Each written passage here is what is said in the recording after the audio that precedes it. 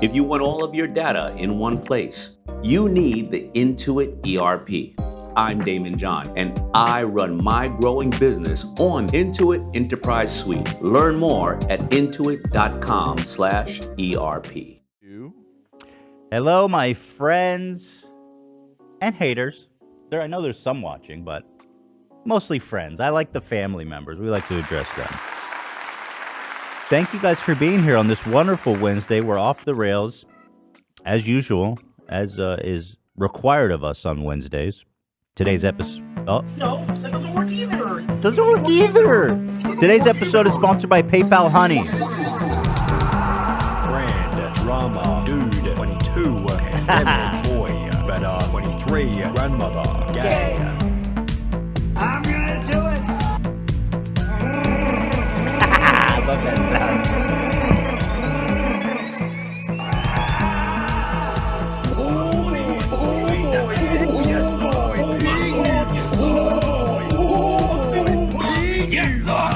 Yes, sir.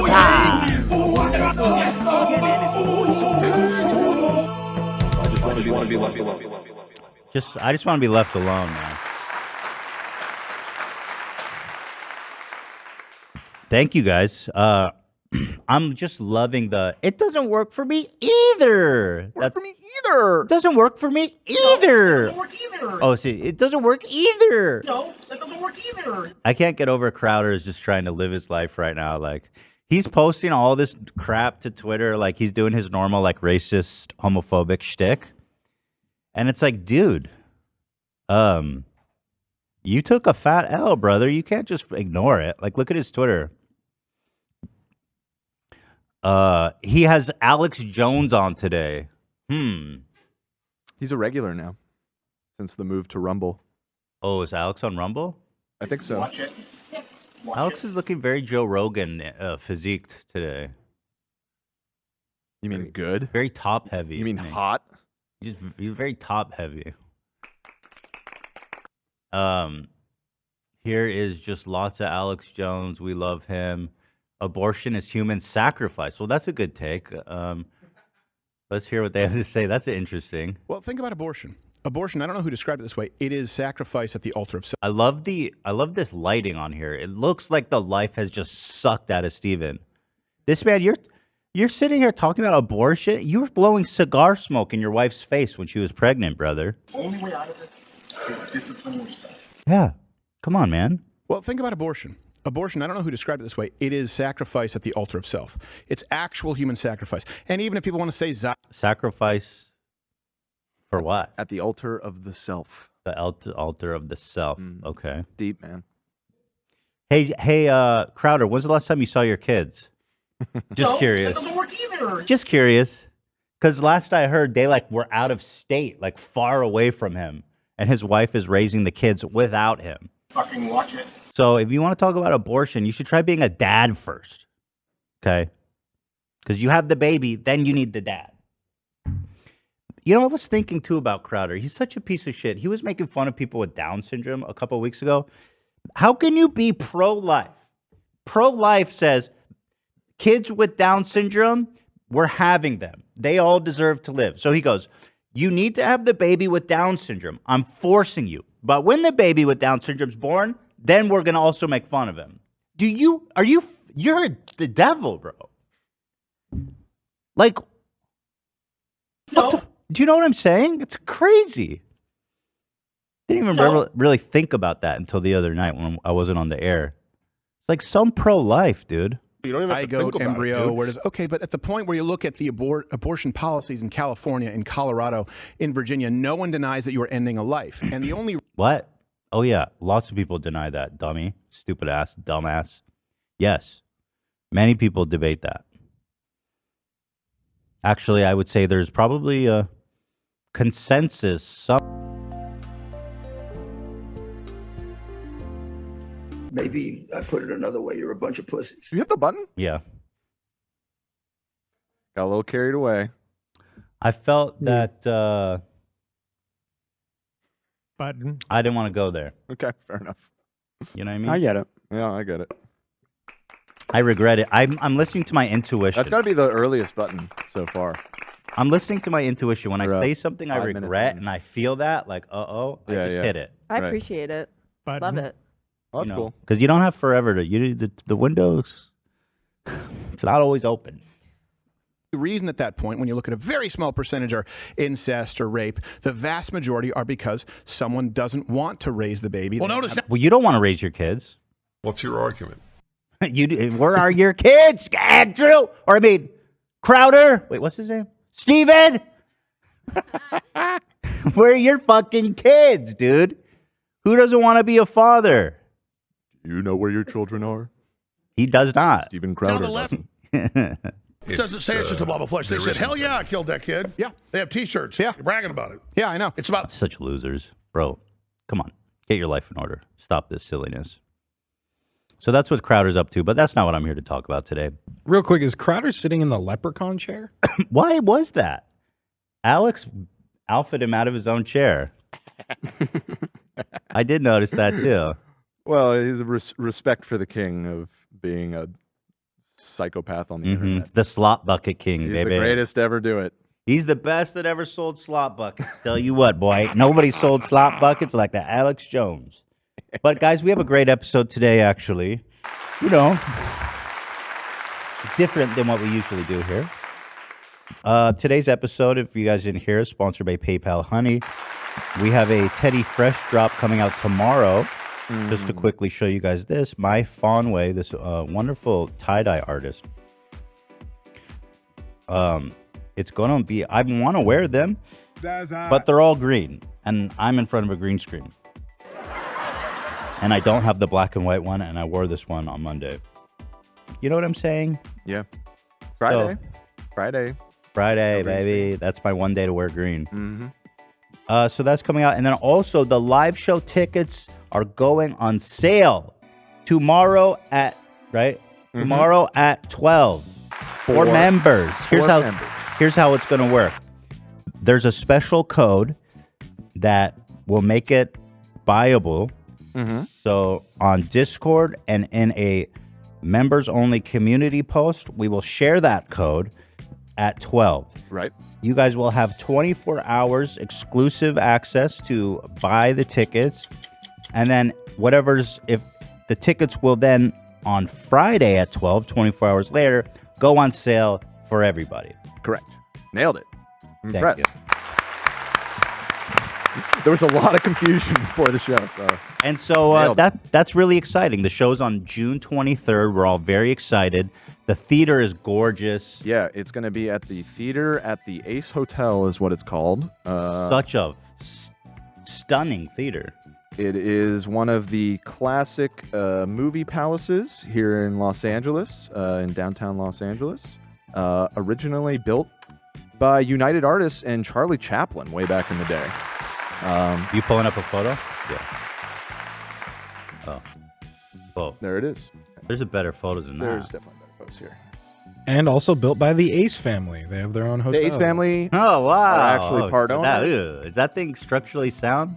Austin McBroom built that place? So here it is. It's got Stunning, you guys. It's really, really cool. Look at that. Building. We're going to be on that stage? Golly. It's a lot more tickets. It's 1,600 tickets. I'm a little bit nervous that, I don't know. Sometimes I worry that people don't buy them. Brother, that's going to sell out in a minute. I don't know. Have a little faith. It's a lot more than last time. Have a little faith. I think you can get butts in those seats. I have fear of performing to like 5-person audience. There'll be more on the stage than in the audience. Hey, everybody. Did you like that joke, sir? All right. That'd be fun in its own way. It would be interesting. It's like open mic night. Somebody asked, can we have the ticket prices? So the tickets are going to range, I believe, at the low end at 35 for the cheap seats, and up to, I think it's like, you know what? Let me just look it up because I don't want to misspeak and then get people mad at me. Guys, I tried my best to make them as affordable as possible, but this shit's expensive. We're putting on the theater's expensive, the production because we're live streaming it. Mm-hmm. That adds a whole dimension, and also we're gonna go all out on the production of putting on a fantastic show. So you know we're gonna have all the good stuff there. Sorry, just one more second. I'm pulling up the spreadsheet with all the tickets. Do you think it would be a good or bad idea to throw pizzas like a frisbee out to the audience as an act of generosity to our fans who came? I mean, I suppose we could. Oh, one very important note that I just remembered that is different than last time. This show will be 18 plus. Okay. That's That's nice. Last time, Ethan wanted to show everybody the prolapse. Oh, and we were like, oh, we really shouldn't because we didn't advertise this as 18 plus, and we don't know. There could be underage people in the audience. Probably not with our audience, to be honest, but just to be on the safe side. But this time, it is an 18 and up show, so expect some wild ass shit to be shown to you. Okay, wait. Can we show the prolapse? I need to get clearance from our lawyer. But my whole dream for that was to get the audience reaction to the prolapse video, because y'all deserve to see that. You know, it's not fair that only guests on this show get to see it. You guys are just as important. Okay, I have the prices. So the base prices are again $35 for the cheap seats, and then they're $55 tickets, which is the vast majority of them. And then there's $70 tickets, and then there's front row tickets, premium stuff for 150 big ones. But that's very limited. That's literally just the front row.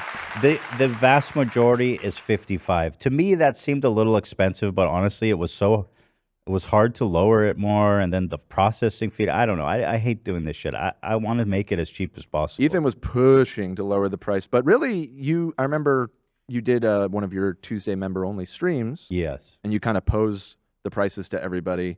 And the feedback was, no, that seems pretty reasonable. And we did some research comparing it to other similar-sized podcasts. Cheaper than most. This actually was cheaper than what a lot of other. And I know they're not doing better shows than us.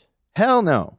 No, like our last live show was a banger. I'm being serious. Like what the last or what are those political guys? The Obama guys.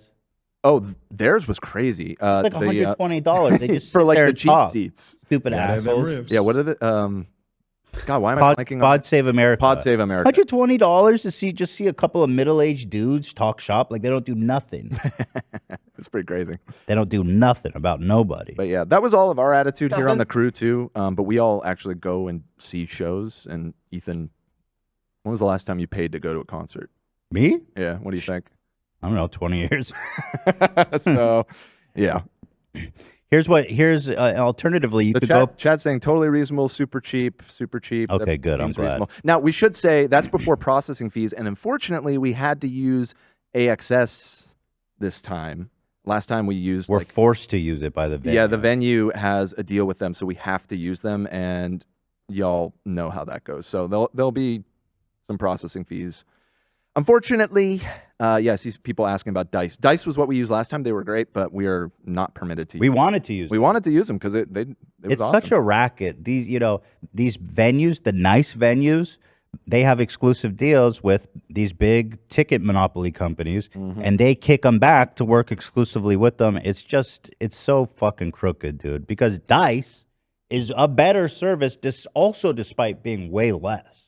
Yeah, and I was very impressed because, I mean, when we put them on sale, the rush of traffic was insane, and I was a little worried because, it's not Ticketmaster or AXS that we were going to crash the website or something, but it handled all the traffic just fine. So, but not this time. It's what time's the show at? Like 8 or something? Someone asked. I will tell you right now. By the way, show this.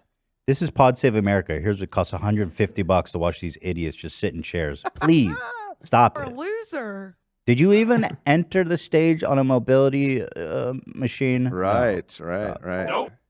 And this is going to be you guys during the live. This is P&P while watching the video. The prolapse. Right. Okay, so doors are at 7. Show is at 8. There it is. On, again, Friday, June 23rd.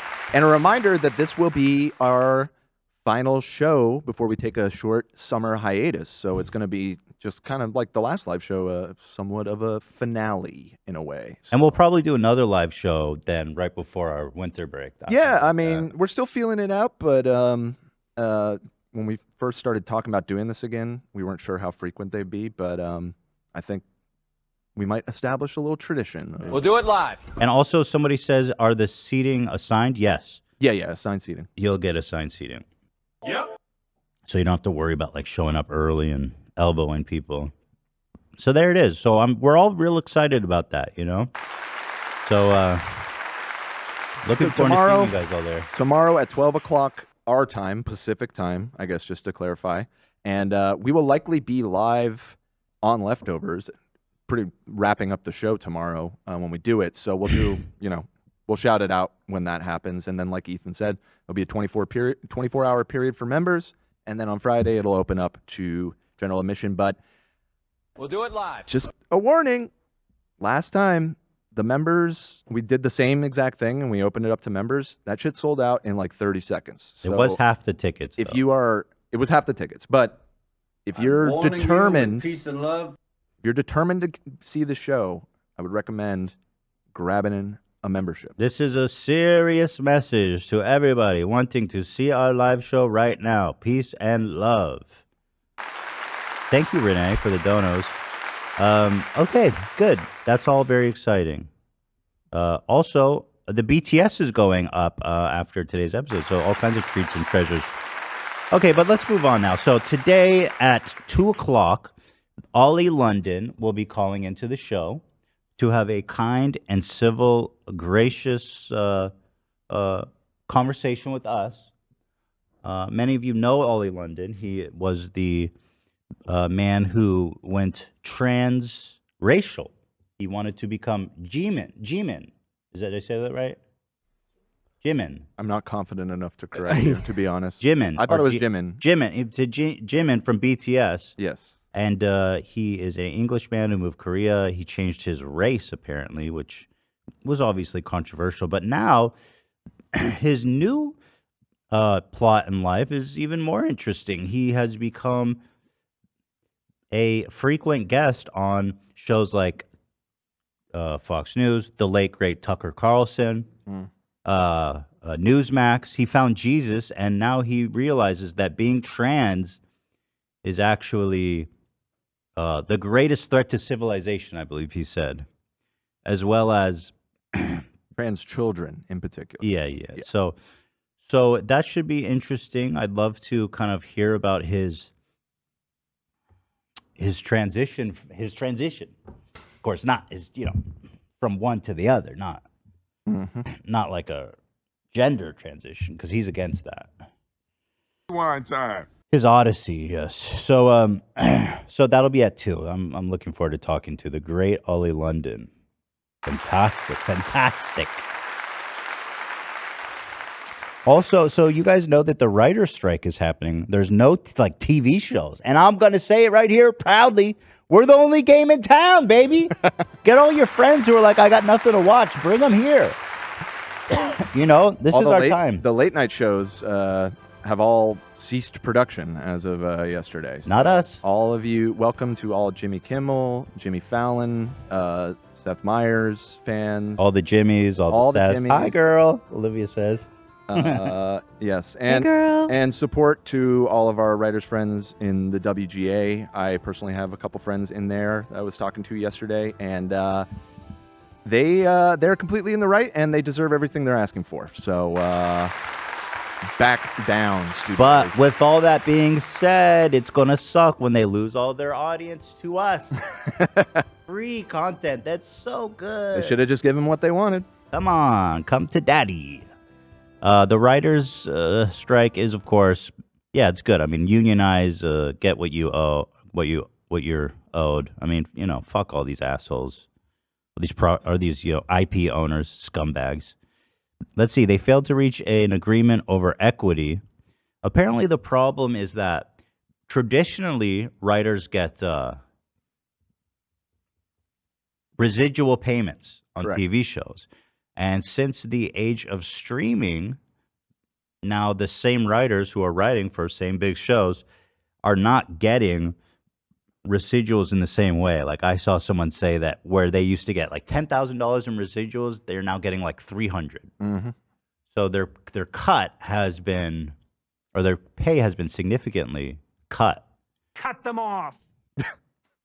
I don't know why the writers get shafted. It's like, it's not just the writers to be kind of an important fair. The industry has evolved a lot in the last decade, as everybody knows, and their contracts have not kept up with that. And so this is the opportunity. And there's, from what I understand, a very good chance that the Directors Guild will also, because their contract is also up for negotiation very soon, and they have a lot of the same things going on with them. So yeah, it's going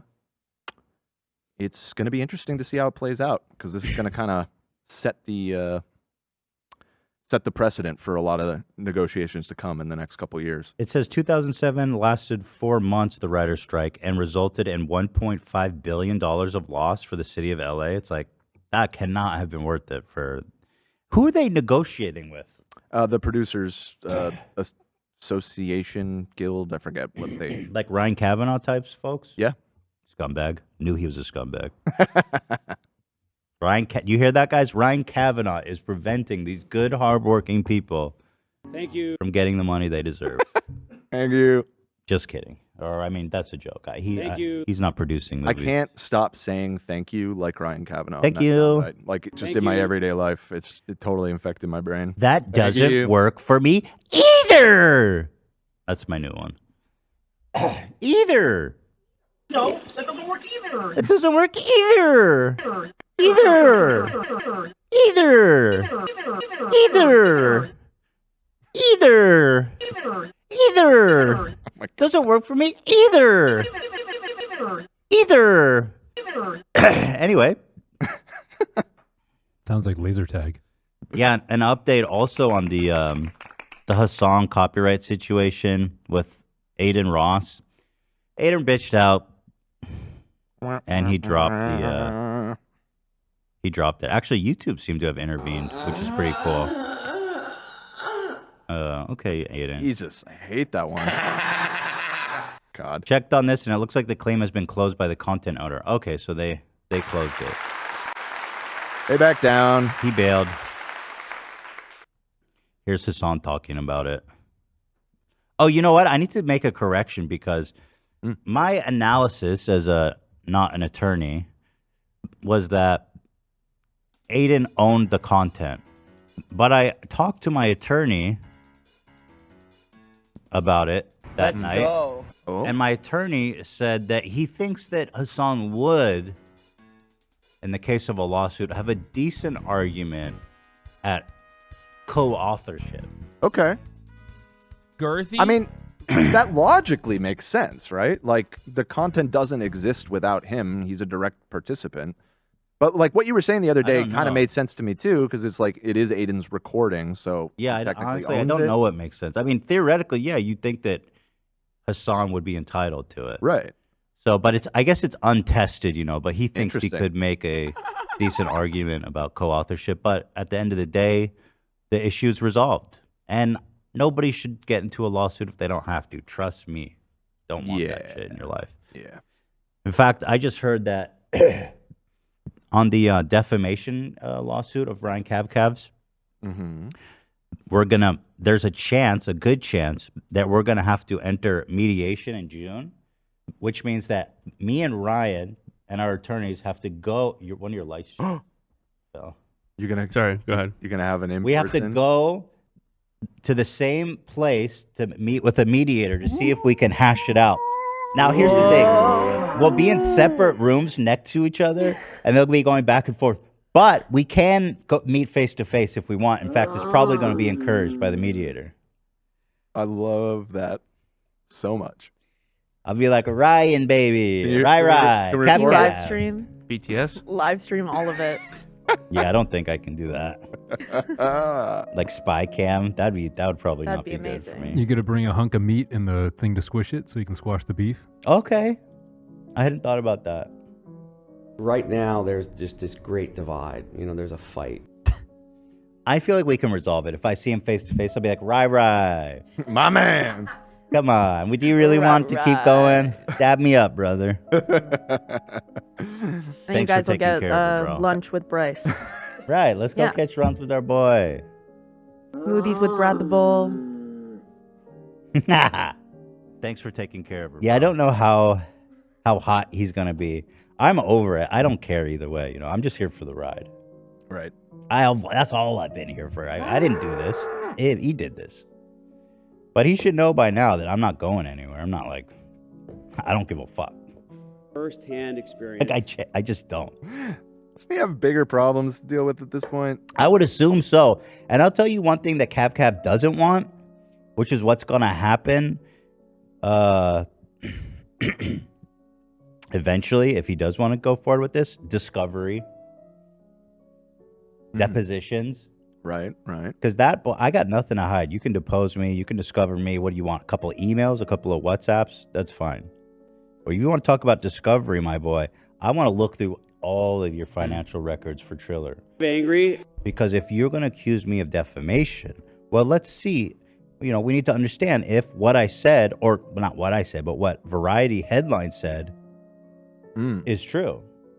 Right. We're going to be in a great position to say, hey, okay, we need to verify, are you doing a Ponzi scheme?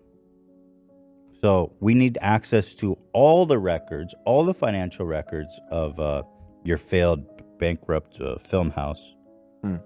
Interesting. That's fraud. We don't know that, Ja Rule. We don't know. That's not fraud. Thank you. Well, we don't know. We one don't way or know. the other. Yeah. We don't know. Fraud. But we'll attempt to find out. And I know for sure your boy don't want none of that. Why not? Because there seems to be just a little shady bookkeeping, if I had to make an assumption, an educated guess. There's all kinds of silliness going on in the books there, eh, Cav? Mm-hmm. So we'll see, Cav. We'll see how I'm going to see how you dab me up on that day. And $1.3 million. And I'll see how generous I'm feeling. Someone suggested maybe you should wear a Habitat for Humanity shirt. Oh! Oh, man. That's... Or what if you wore Ian's shirt, but it's edited to be you and Cav? I think I saw someone do that. I think that'd be a beautiful thing to show up in. That would be fine. That would be fire. Yeah, because like together, what is it? What is it again? Together we united. Divided we stand. Divided. United we stand. Mm-hmm. I think that's beautiful. I'm not standing with him though, just to be clear. United we sit. Yeah, I don't want to sit next to him. Too much wine. United we smells chill. like alcohol. If you're not in the same room, but you're in like adjacent rooms, you should start like pounding on the wall. I heard about that. I thought about that. I was gonna go, Ryan. Just act like a total. There will be a mediator there, so I don't want to rock the boat. But yeah, I thought about that. Just plain bull sounds really loud. But that'll be interesting, you know. Fuck, you know, lawsuits are so stupid. You know, I'd be happy for it to just go away. But well, of course, if he wants to tango, you know, I don't care. I'm here for it, Rai. Rai, my Cav. So, it's on you, Rai. You want to dance? Or you want to retire? Because I'm here for both. You want to bark like a dog? Or you want to just chill like a puppy? Yep. I can be your devil, or I can be your angel.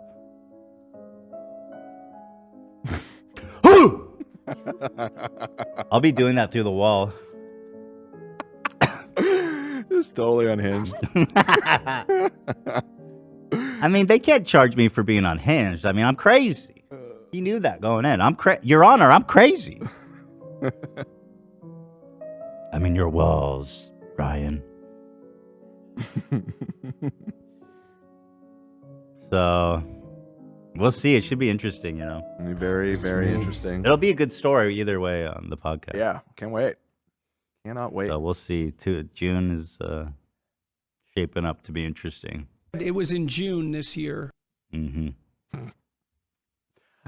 We are already at 30 minutes. We should do our ad, and then we'll only be about 15 minutes out from our guest calling in. All right, so we have one ad here, PayPal Honey. Let's thank them real fast. We love so well. We love Honey. Been such a great supporter of our show. I encourage everybody to support Honey. And I love Honey. Today's episode is sponsored by them. It's the easy way to save when shopping on your iPhone or computer. Honey is free money, period. I love me Honey. If you're shopping on the internet... Honey. What? I love me Honey. I love me lucky honeys, my lucky charms.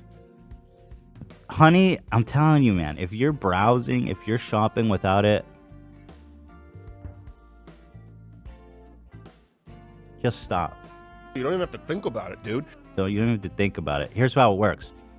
Works all across the internet. I'm talking technology, gadgets, clothing, food, everything. When you get to the checkout, after you add things to your cart, when you're getting ready to pay, Honey, which is a browser plugin, which you install in just one click in the App Store, it couldn't be easier, drops down a notification, says, hey, we found some coupons, because we scoured the whole internet to find the juiciest coupon. All you got to do is click apply coupon, and boom! Jesus. Passionate about Honey. The price is going to magically drop. I mean, this is all genuine savings that have happened to us. I think these are all from Eli. I don't know if any of you guys sent any of these. A couple are from the crew, and then I think even one or two are from fans that have been sent to me. So these are all authentic savings. They are all real. They're all real. Dude, it's so sick. Imagine you're shopping at one of your favorite sites. When you click checkout, the Honey button appears, and all you have to do is click apply coupon. Wait a few seconds as Honey searches for coupons it can find for that site. And if Honey finds a working coupon, the prices drop. Mwah, we love it. Oh, you can so see sweet. it's from $10 up to like $100, 10%, 20% off. And the best part here is that Honey doesn't just work on desktop, it works on your iPhone now too. Just activate it on Safari on your phone and save on the go. If you use this link, joinhoney.com/H3, it will take you straight to the store, I believe, to download it. So it's easy. Super easy. Is that right? I think it does. Somebody in the chat, Hannah, just said, Honey literally saved me almost $100 on a celebration of life ceremony. Let's go, Honey. All right, Hannah. All right, Hannah. What's K. a celebration of life ceremony? I don't know. Oh, okay. Congrats. Oh, a funeral. Oh, I'm sorry. Well, it's good to... Jeez Louise. You save money on a funeral? That's the unexpected places. You said everywhere. I mean, listen, they're gone. They're not going to need that $100. They're not going to care. But you will, so download Honey. That's it. I mean, listen, if it was my funeral, I want you to save all the money you could. That's for sure. That's for sure. Well, we love Honey. Guys, go to joinhoney.com/H3. They're such a great supporter of the show. So please consider downloading and supporting Honey. Thank you. Thank you. With peace and love. This is a serious message from Honey. Okay, this is interesting. I'm kind of having a viral moment on TikTok, you guys. You're the it boy. Having a viral moment. Even Noah Beck, Mr. Flipped. Mr. Flipped himself. Is featuring my sound. So what do I get out of this? Do I get money? Is someone paying me? You're going to have to strike for residuals. Where's my residuals? Is anybody coming and subbing? I don't think so. But so flipped. But it's cool. It's nice to see something H3 related that's not just like overwhelmed with hate. But probably just because they don't know. But here's a Noah Beck paying homage to me. Also, I don't know. Does he know it's me?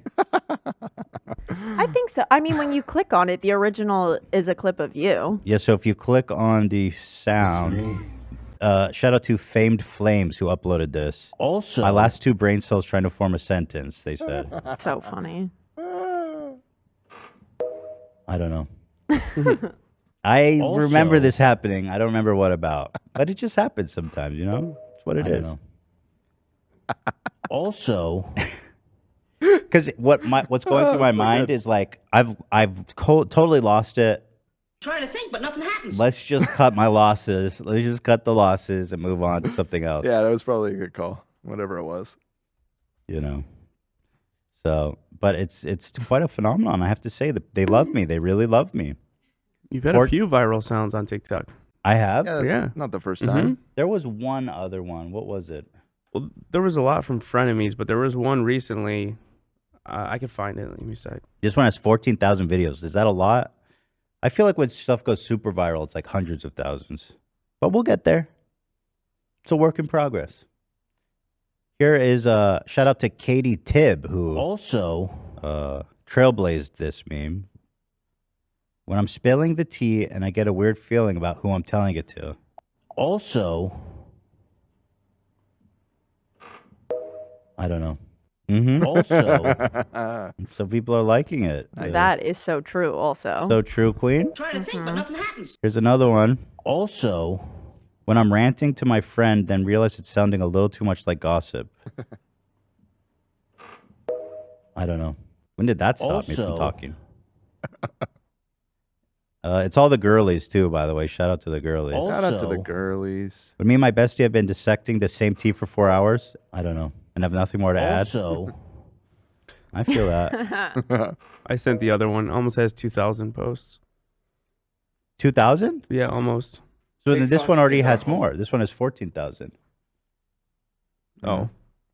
It's going viral, baby. You're We're- a star. You're a star. I'm having a viral Ethan. moment. I'm 14 pages. I'm having a viral moment, you guys. You are the Also, it boy. When I'm talking about something, but I've gone through a cart a week every week for 3 years. What does that mean? like memory. A cart?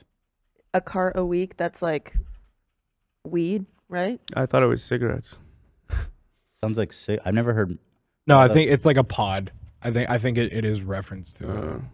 So is she smoking tobacco or weed? It could be both. I think weed. I think weed. Based I think off of she's the- referencing her memory. Yeah, Like exactly. she can't remember. also, Yeah. Just in case you guys didn't, you got to watch it. I don't know. also, Okay. Shout out to the weed smokers out there. This one out. showed up on my feed Also- naturally when I'm looking at my boyfriend while talking to him, but all I can think about is how hot he is. So I don't remember what I'm going to say. Okay, girl. also, Shout out to your boyfriend. I don't know. Good for him. also, Love that. It's nice to be. It's nice to be loved. I love love. also, When drunk me remembers that sober me said we can't tell people that. I don't know. Yeah, I'm just so relatable. That's what's so cool. drunk. So true. I'm so relatable, you guys. Here's the other one. So this, oh my God. So this one really is going viral, huh? 2,000? That's nothing compared to my meme-themed viral moment that's happening right now. again, weird lack of respect for the sanctity of life. And maybe I'm overacting, but I feel like, again, This was pretty funny. There's some good ones here. Yeah. Again. If the U.S. didn't colonize Hawaii, you'd all be speaking Japanese right now. weird lack of respect for the sanctity of life. Again, So, you know, again, when people pose and smile with an animal, they literally murdered. That's true, Queen. Shout out. weird lack of respect for the sanctity of life. That is so true. So, okay, but this one is really popping off, you guys. So thank you. And this one's all girlies, too. Oh, Lena's on here. Again, When I'm sitting outside with my Arab dad and he comments on what all the neighbors are doing. Very true. weird lack of respect for the sanctity of life. Love you, girl. Preach it, girly. Also, when I'm about to spill the tea, and remember she's friends with the people involved. Okay. All right. Thank you. What an honor. They love me. They really love me. Absolutely. You know, it's both a blessing and a curse to be as relatable as I. So true. Thank you. I want to say to all the girlies of TikTok, I want to say thank you for being so kind and thoughtful and supporting me through all the ups and downs, you know, for defending me, stalwart defenders of me against the hordes of alpha-brained Sigma grinders. Yes, it's just us against the world, girlies. Yes. Mm-hmm. Slay City. Thank you. Slay Queen. Slay Queen City. So we have London. Is he or Ollie? Is he in the chat? I mean, we have 9 minutes. They are not here yet. Who's they? Huh? Who you said they are not? Oh, that. Well, he's he. He goes by he now. Are you doing a pronoun thing? No, you can call. It's proper English to say they're not here yet. Oh, well, I'm just saying he goes by he. Okay, that's fine. Well, I didn't know if you were talking about plural. I was wondering if you meant like him and somebody else. It's the royal they. It's the royal day. Die. I'm just no, we asking. have been in touch. I heard from Ollie a few minutes ago. He said thank you. Okay. Okay, right. cool. So we're just waiting for Ollie London to join. And in the meantime, Ollie London. in the meantime, we'll continue through our goofs and gaffs. You know, this was a post on the subreddit that I really enjoyed. Forbidden topics. This is so good. And actually, there were some really good suggestions to even amend it. AB's Michael Jackson, which we found out on Monday. I'm sorry about that, AB. We found out Monday. Mine's well, actually... we had a reminder on Monday. Right. Yeah. Mine's actually 2 because that picture too. So it's 2 in 1 deal. And of course, Ian's is Kanye West, who, if you ask Ian, he doesn't even know who that is anymore. Right. Smart. Who's Kanye West, Ian? Don't know. We don't know. We have no idea. Never heard of him. Zach, this is Cledence Kleinwater Revival. Revival. Cledence Kleinwater, he's up. He's up. We don't like to talk about them. Actually, of all of the topics that are off limits, I might say that this is the most off limits one. Although the Michael Jackson and Kanye ones are pretty high up there. Now, somebody put Nick Ocado for me, which is funny and true, but also Trisha would be. I was going to say, yeah, I mean, you don't. Yeah, Nick is not the. But just because I always put the foot in my mouth when I talk about Nick. Right. But that's the thing. It's like, for everybody else, it's the topics that they don't want to talk about. For you, it's the one that all of us don't want you to talk about. Right. Well, someone also suggested... You don't talk about anything. True. Hila suggested adding Hila and then putting Trisha for her, because that's also very apt. That one makes sense, yeah. Yeah. Dan is Jimmy Lee. Jimmy Lee. You could also drag an arrow from me to Jimmy as well. Zach has a few off topic. That'd be appropriate. Olivia has what's her face? L loser Baldwin idiot. Haley. Laylee. Sam Sonic is fantastic. I love that. Yep. Stop laughing at Sonic!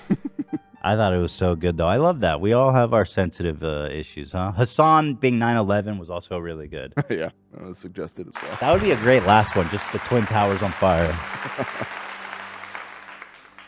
You know, it's always a good addition to any list. So, thank you to that. That was really gave me a kick. That was a real hoot. It was a hoot. Yeah, we don't use that word enough. It was a hoot. I'll give it that. I say it all the time. Oh, that was a hoot? Oh. Wait, can you find the video of this, AB? It's just an image. Yep. People were having a laugh. I did the member stream on Tuesday, and I had a moment where I couldn't remember my age. Oh, is this it? And I'll just show this if he's in, then I'll move on. And I swear I couldn't remember if I was goddamn 36 or 37, and I am sad to have learned that I am in fact 37 after Googling. Oh, we got find out my age. Correct that. So am I 37 or 36? Someone needs to contact Mr. Google. Let them know that that's not. Yeah, that's not. You know what? I your think age. Google actually has a function to say this information is inaccurate. It would be great if everybody could go correct that. And Yeah. change it. I could change that easily. Oh, could you change that? Yeah, let's get that up to your proper age, 42. As we all know. How is that my proper age? I was born in 42 85. now. I was born in 85. Can you do math? Your guys' age gaslighting has genuinely confused me, though. Because I was absolutely confused in this moment. Oh, I'm 30. I'm not 37. Why did I say that? I type Ethan Klein age, and everybody. I am 37. Laughed at me. Oh my god. I'm gonna be 38. How old is this guy again? Like 35, 40?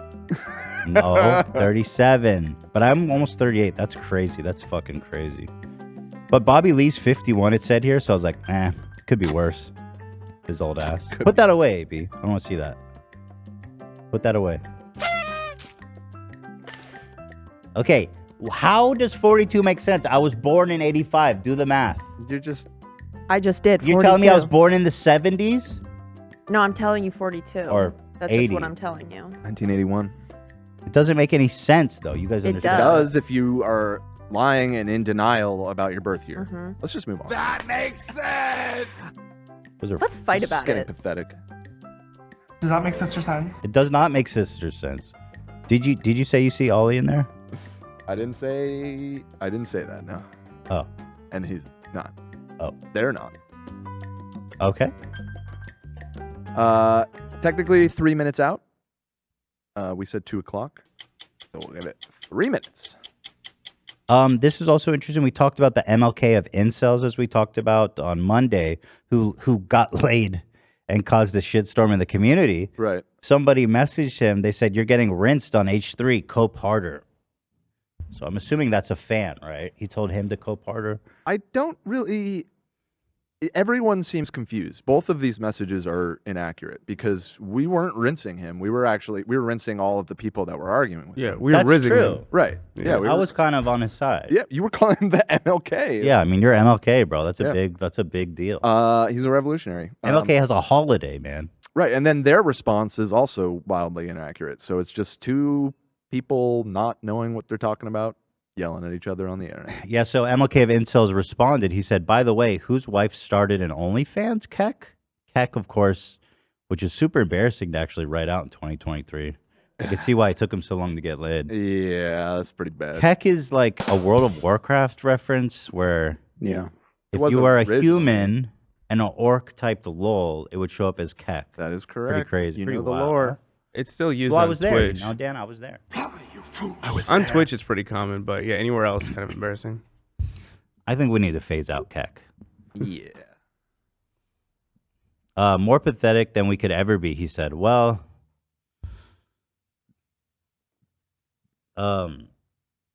she doesn't have an OnlyFans. I don't know why you're saying that. But he's not getting the facts straight. He's saying more pathetic than we could ever be, yet we were looking at tweets of him from Monday saying nobody wants to be an incel. Right. So would you take an OnlyFans model who's rich as shit, by the way, take care of your broke dumbass, and get laid? Or you want to be single and talk about stinky holes? He's being demoted. He's no longer the MLK. He's more like the Rodney Dangerfield. There were a lot of directions you could go with that, and Rodney Dangerfield was not one that I 'Cause was he gets- anticipating. He gets no respect. He gets no respect. Oh, because he gets no respect. I thought you were just going to say like a lesser, like civil rights icon. I didn't or want to. something. I thought about that, but then Okay. I was like, I don't want to insult Sure. Do you not like Rodney Dangerfield? Is that the point you're trying to make? Well, no, I like Rodney, but he's more like the Jim Brewer right now. the Jim Brewer Yeah. of race relations. All right, well, Ollie's in the chat. People say he thinks that I'm iDubbbz, which is, I guess, not that similar. Confusing. Okay. I'm just saying it's not like that similar. You're associated. I mean, I could at least see where that might get crossed over because you guys do collaborate and are friends or whatever. Makes more sense, at least. Okay, well, shout out to our boy here. Yes. Okay, Ollie is on the chat. We're graced by the presence of Ollie Oxfrey. And let's go ahead and bring him on. Okay. One moment, please. We should mute chat for this segment, probably. Going to. As we do during interviews. Going to. Hi, Ethan. How's it going? Hello, Ollie. Nice to like your meet you and outfit. sit and chat with you. Nice to see you. I like your outfit. Very French with the hat. Oh, thank you so much. And I think you look wonderful too. We're kind of doing the same thing with our hats, aren't we? Wasn't planned, but yeah. Let me see your profile. Turn to the side. Let me see how it's looking. Oh, I've actually quit surgery. No. I mean the beanie. I'm not commenting on your surgery. Oh, sorry. I thought want you to meant see how my the face. I was beanie's like... sitting. You know. Yeah. No, it's very cool. Well, how's your day so far? So we're just getting set up here a little bit. So tell me, when was your last surgery? I'm curious. So I actually quit surgery. Well, my last surgery was last April, but I've completely quit, and I'm never going to do surgery again. I had recently I had a non-surgical facelift, but it's no surgery. It's Fred's, because you can do the same thing these days without the actual surgery. And I was getting to a point, Ethan, where I would have probably died because I was going. I've probably gone under anesthetic 3 times every year. I was going under anesthetic, so it was like I could have died. I read somewhere that you spent $300,000 on plastic surgery. I've always wondered, like, where do you get? That's a lot of money. Where'd you get that money? Well, actually, I used to, before I started doing, social media and K-pop and stuff, I actually was a successful personal shopper. So I had my own personal shopping business in London. So, I used to dress like really, like very wealthy ladies, celebrities. Okay, like a stylist? Members of royal family. So, I was dressing them in like Gucci and Tom Ford and stuff, and you get a very high commission for that. So basically I did all that, spent a lot of the money on the surgery. I see. And now I've got like a PR company basically helping influencers get publicity and help them get placements in like television and advertisements and stuff like that, and getting them brand deals. And of course I do my own social media, and I've got a book as well coming out this year. Right. We'll talk about that. But did you say you dressed members of the royal family? Not the British royal family. So I'd actually met with Queen Beatrix of the Netherlands, and she shopped with me. She brought some you hung with the Queen? Damn. Yeah, no, but I met loads of people. I met, the Prime Minister of Thailand, the ex-Prime Minister. I used to shop with his wives and girlfriends. Wow. It must have been hard to leave that behind because, you moved to South Korea, and we're all familiar with that whole journey. That must have been hard to leave all that behind if you were doing so well. Actually, that was before. So when I lived in Korea as an English teacher, that was actually before. So it was basically, I was younger. I wanted an experience abroad, went to do some teaching in Korea. And then after I got back to London, I started like getting into fashion. I had some friends doing fashion. And then over a couple of years, I worked my way up from a stylist to a personal shopper, and I see. Kind of did that for about 4 or 5 years. Mm-hmm. So let's talk, Ollie, about, well, first of all, thank you for coming on. I understand you're promoting a book entitled Gender Madness, which comes out August 1st. So congratulations. This is your first book. Very exciting. Gender Madness. Also, you wanted to announce that you're the new spokesperson for Fairness First PAC, Caitlyn Jenner's organization, who famously ran someone over. But that's actually not the most important thing about Caitlyn Jenner.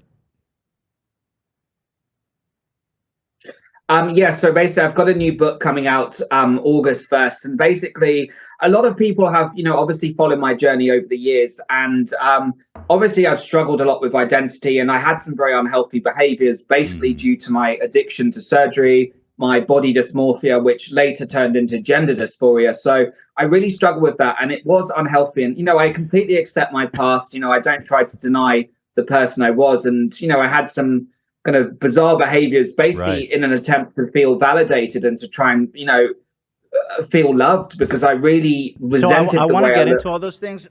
Okay. I'm really interested in your journey from you identified as a trans woman, right? And then you kind of found God and pivoted to becoming a white British Christian man. Is that, do I have the synopsis correct? Yeah, it sounds complicated, but yes, so I'm back to being myself now and like finally found happiness. Mhm. Okay. So I just want to get a few things straight. So do you still identify as gay? Yes, so I'm still gay, but Okay. I have dated girls before, and I still. So you're I'm kind of more bisexual, bi. I guess. Or Exactly, yeah. Okay. And you don't identify as Korean anymore. No, correct. Obviously. And then also, are you pro gay rights? Yeah, absolutely. You I'm part of the LGBT community. I support people. My issue is just what's happening to children and also the erosion of women's rights. But I fully support people as an adult making an informed decision to change themselves. But I don't support children being medically transitioned. So you do support trans people in general. So absolutely. So I support, people as an adult making a decision if they want to change and they're happy with that. But I feel that unfortunately the trans movement has been hijacked by a small but growing group of trans activists, which are basically pushing kind of an erosion of women's rights. So that's what I really take an issue with. There's a lot of trans people. I have a lot of trans friends. I know what it's like to be trans, that really just want to live their lives, and they're actually having a tough time now because of these trans activists. So my issue is with trans activists and not actual trans people. Okay, so you say, here's a tweet of yours from just the end of last month, not that long ago, right? Or no? Yeah, it's like from 5 days ago. You say, the goal of the trans movement is not simply to exist. The goal is to erase women, mutilate children, sexualize kids, take away free speech, class pedophilia as an identity, remove parental rights, indoctrinate kids, violence to obtain, and they're willing to do violence to obtain their goals. So when you say the trans movement, it seems to me that you are speaking generally about trans people having this goal. And when you say trans movement, I don't know exactly what you mean, because it seems that most trans people, or that I've seen, maybe with the exception of Caitlyn Jenner, it seems to... Mommy. A Lego Duplo set is a gift that always clicks. And clicks. And clicks. For all the kids who love to stack and play, choose a Lego Duplo set. A gift that always clicks. To disagree with this, seems to identify as being parts of the trans movement. So what is the difference between, what is the trans movement? Who is a member of that? What is this organization?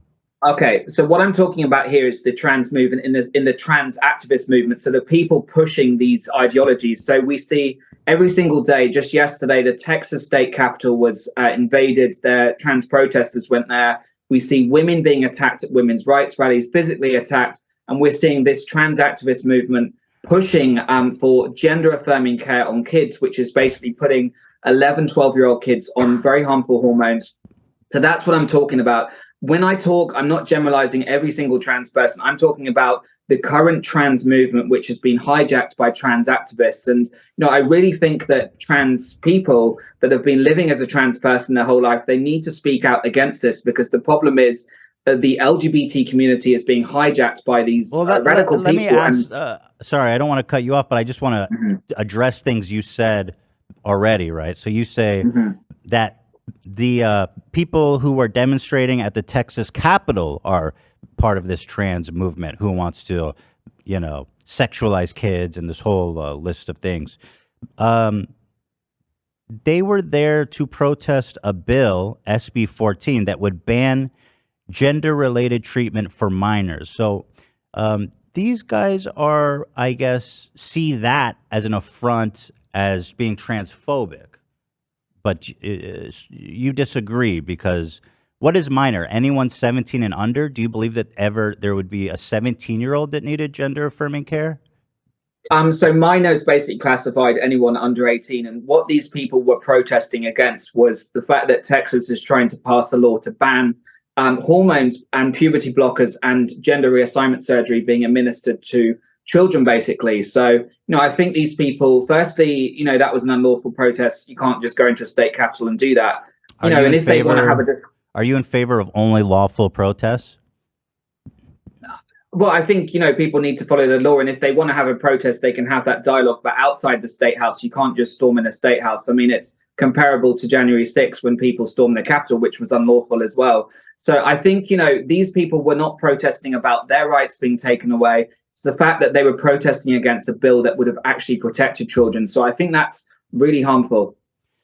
Some would say that it's actually harming kids, right, to make it illegal to do this because as you probably know, or I think you did at one point, is that gender affirming care on children is exceedingly rare. It's actually so rare that if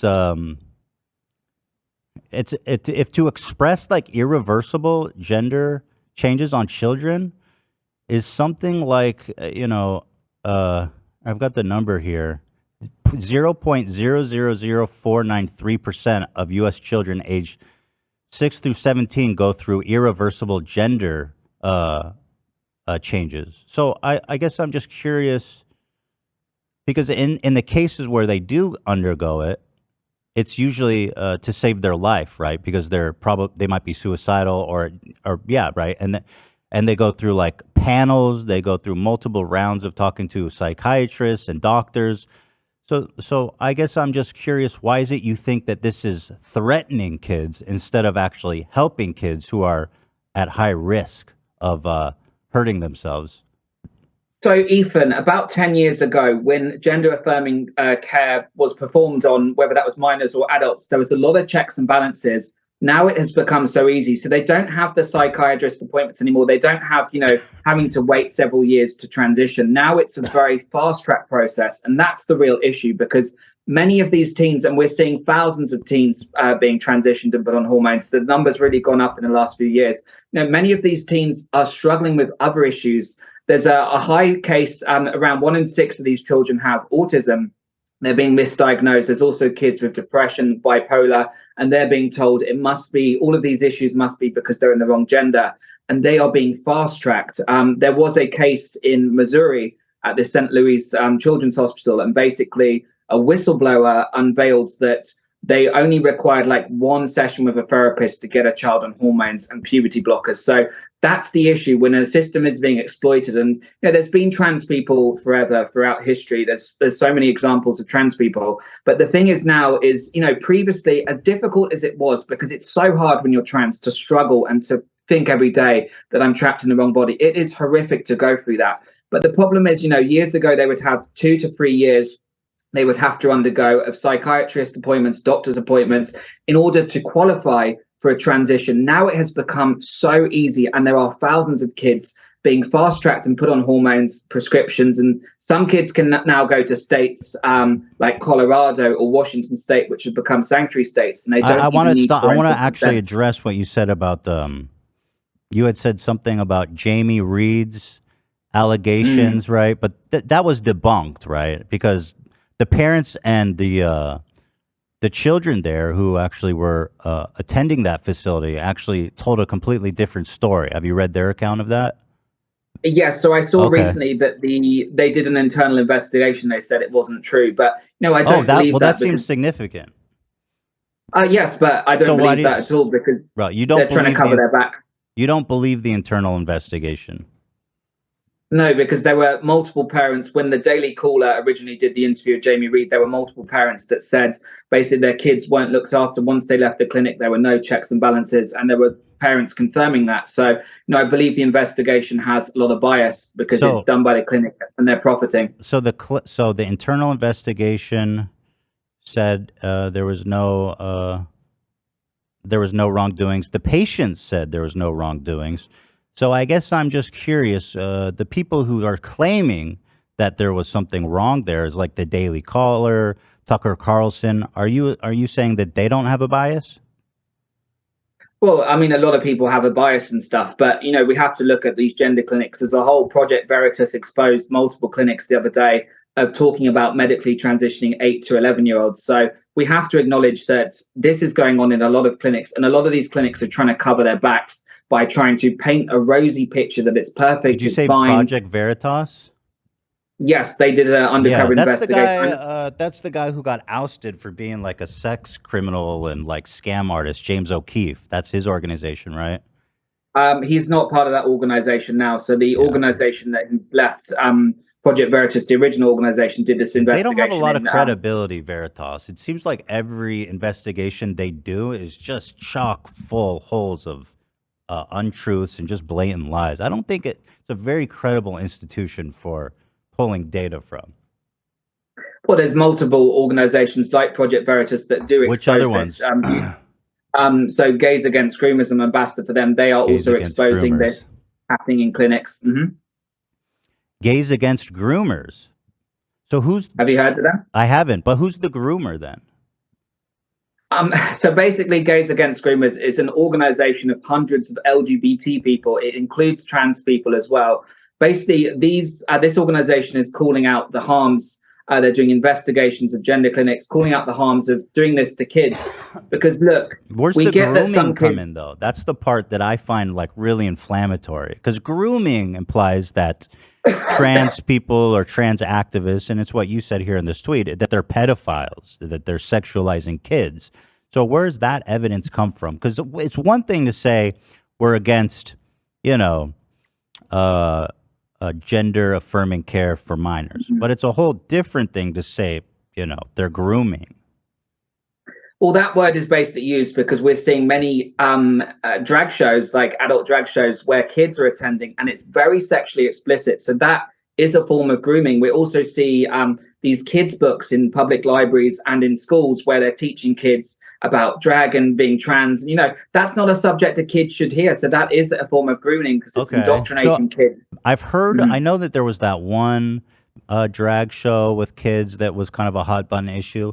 What other examples can you think of drag shows with kids involved where they're being groomed? So there's in the last year, there's an investigative journalist, Taylor Hansen. He's exposed at least 20 drag shows in Texas that are called 20? all ages drag shows. They're called all ages drag shows, and they're basically doing sex acts on stage. They have breasts. They're doing very inappropriate things. So it's just. So hold on, sorry, Ollie. You're making so many claims, and I just want to get to each one. You mentioned an organization, Gays Against Groomers, which was founded by Jamie Mitchell. Is that right? So Jamie Mitchell and their partner are ultra MAGA Trump followers, and there's nothing wrong with being a Trump supporter, but they're also anti-transgender. They spread anti-transgender propaganda with QAnon conspiracy theories, and interestingly, the founders are straight. So how is it that they can make a Gays Against a Groomers organization when they themselves are not even gay? That seems disingenuous. Well, firstly, that's a Wikipedia page. Wikipedia has a lot of bias with the woke people that write So on there. Jamie Mitchell is gay. She's gay. She's a lesbian. All of the people, you have to be LGBT to be a member. How do they check that? Of Gays Against Groomers? So there's How do they of trans verify people. the credentials? No, I mean, if someone says they're gay or bi, you accept that. You don't say, "Oh, can you prove that you're gay? How can you prove that?" So, Jamie Mitchell is a lesbian. All of the members are lesbians, trans. It's not anti-transgender at all. They support people being trans as an adult, but what they're trying to do is calling out the harm that we're seeing caused to children, and that's the real issue here. Is about protecting kids. So go back to your claim about grooming. So you brought up the drag show for kids.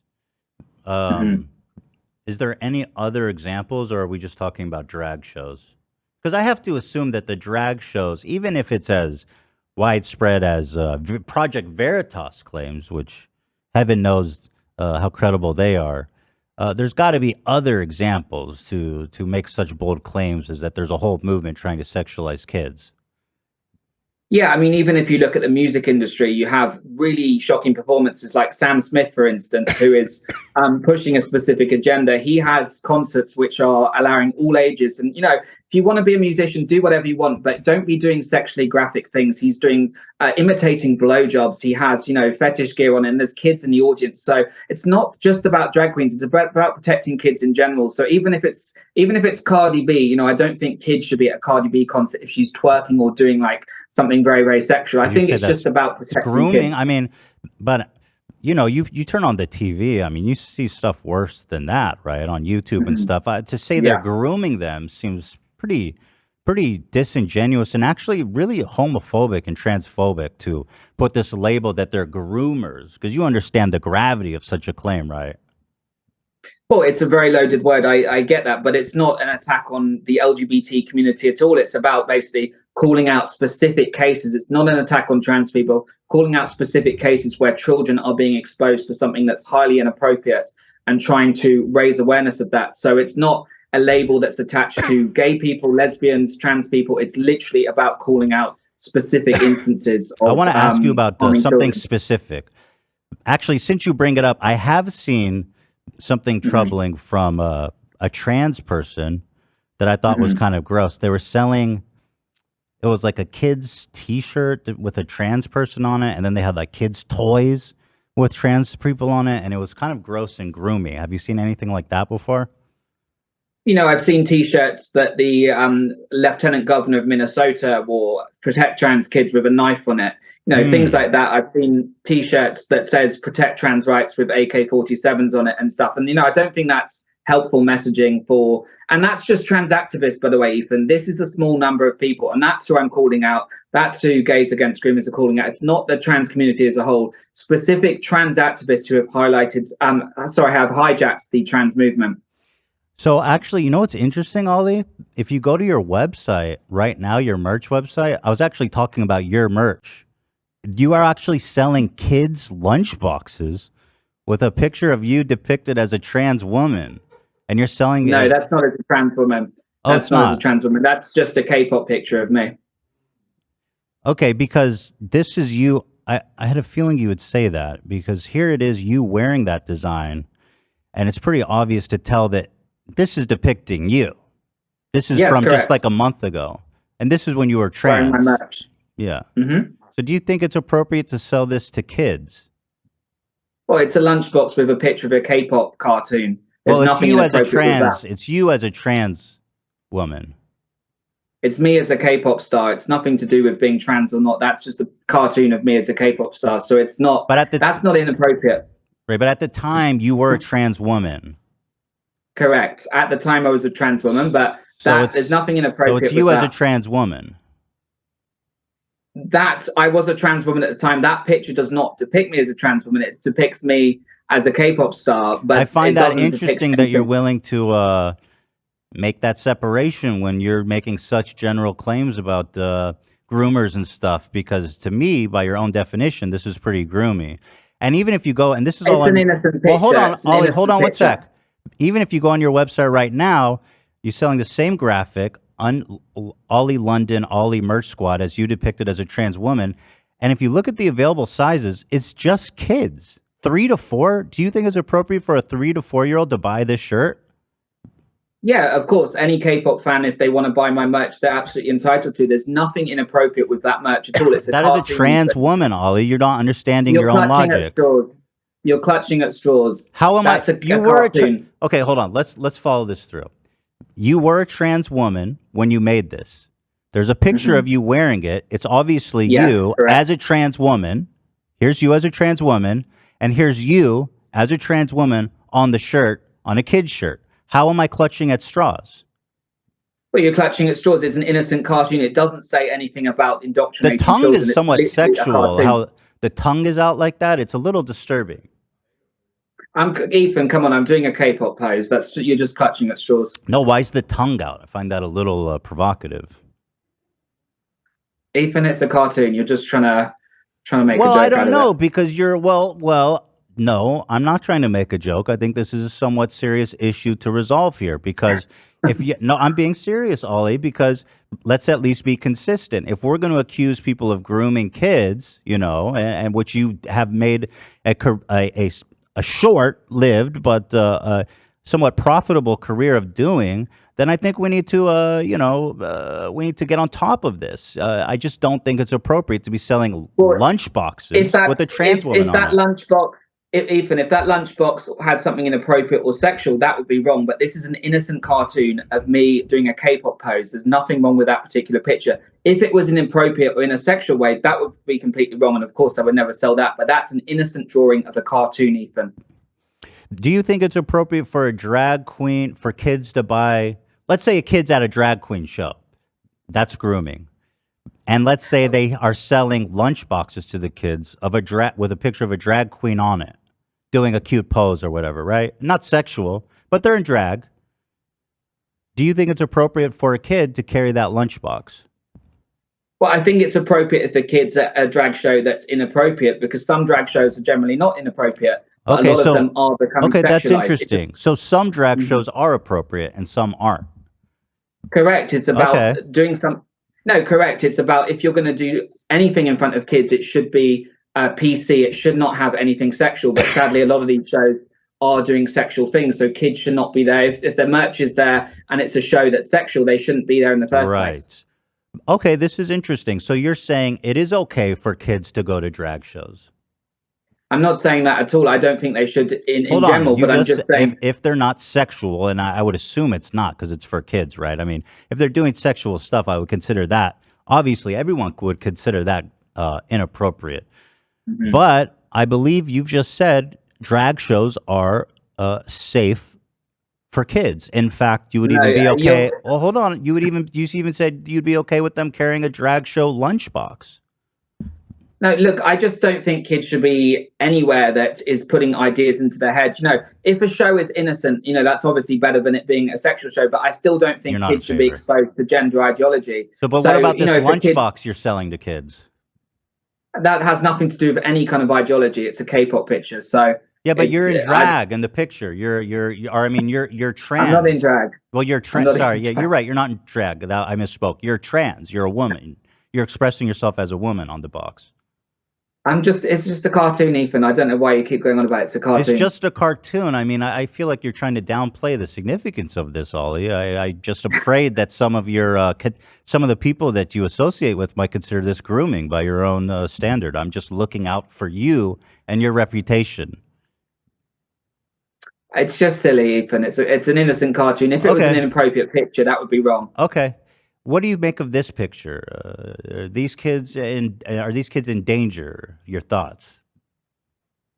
Well, I haven't seen the video of that particular show, and it depends what book they're reading. If the drag queen is teaching them about gender ideology. It appears to be depicting some fish, a couple of fish in the ocean. It seems like that's the rainbow fish. The rainbow fish. It seems to be the rainbow fish, Ollie.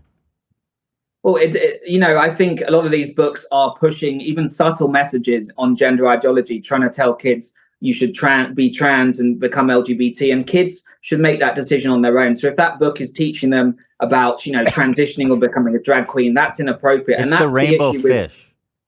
Yes, but I haven't read the book. I can't see what the book is. So based on that one picture, does that book contain subtle messaging that's trying to tell kids to change their gender when they shouldn't be thinking about things like that? And, in Florida, they've obviously banned books in the classroom that teach gender ideology. And there's a lot of books, kids' books. There's a book called The Gay ABCs, and that pushes gender ideology. For 2-year-olds, it's 2+. And I don't think that's appropriate for a kid that just should be reading kids' books that are completely innocent. They shouldn't even be... But what do you make of this? What do you make of this lunchbox, though?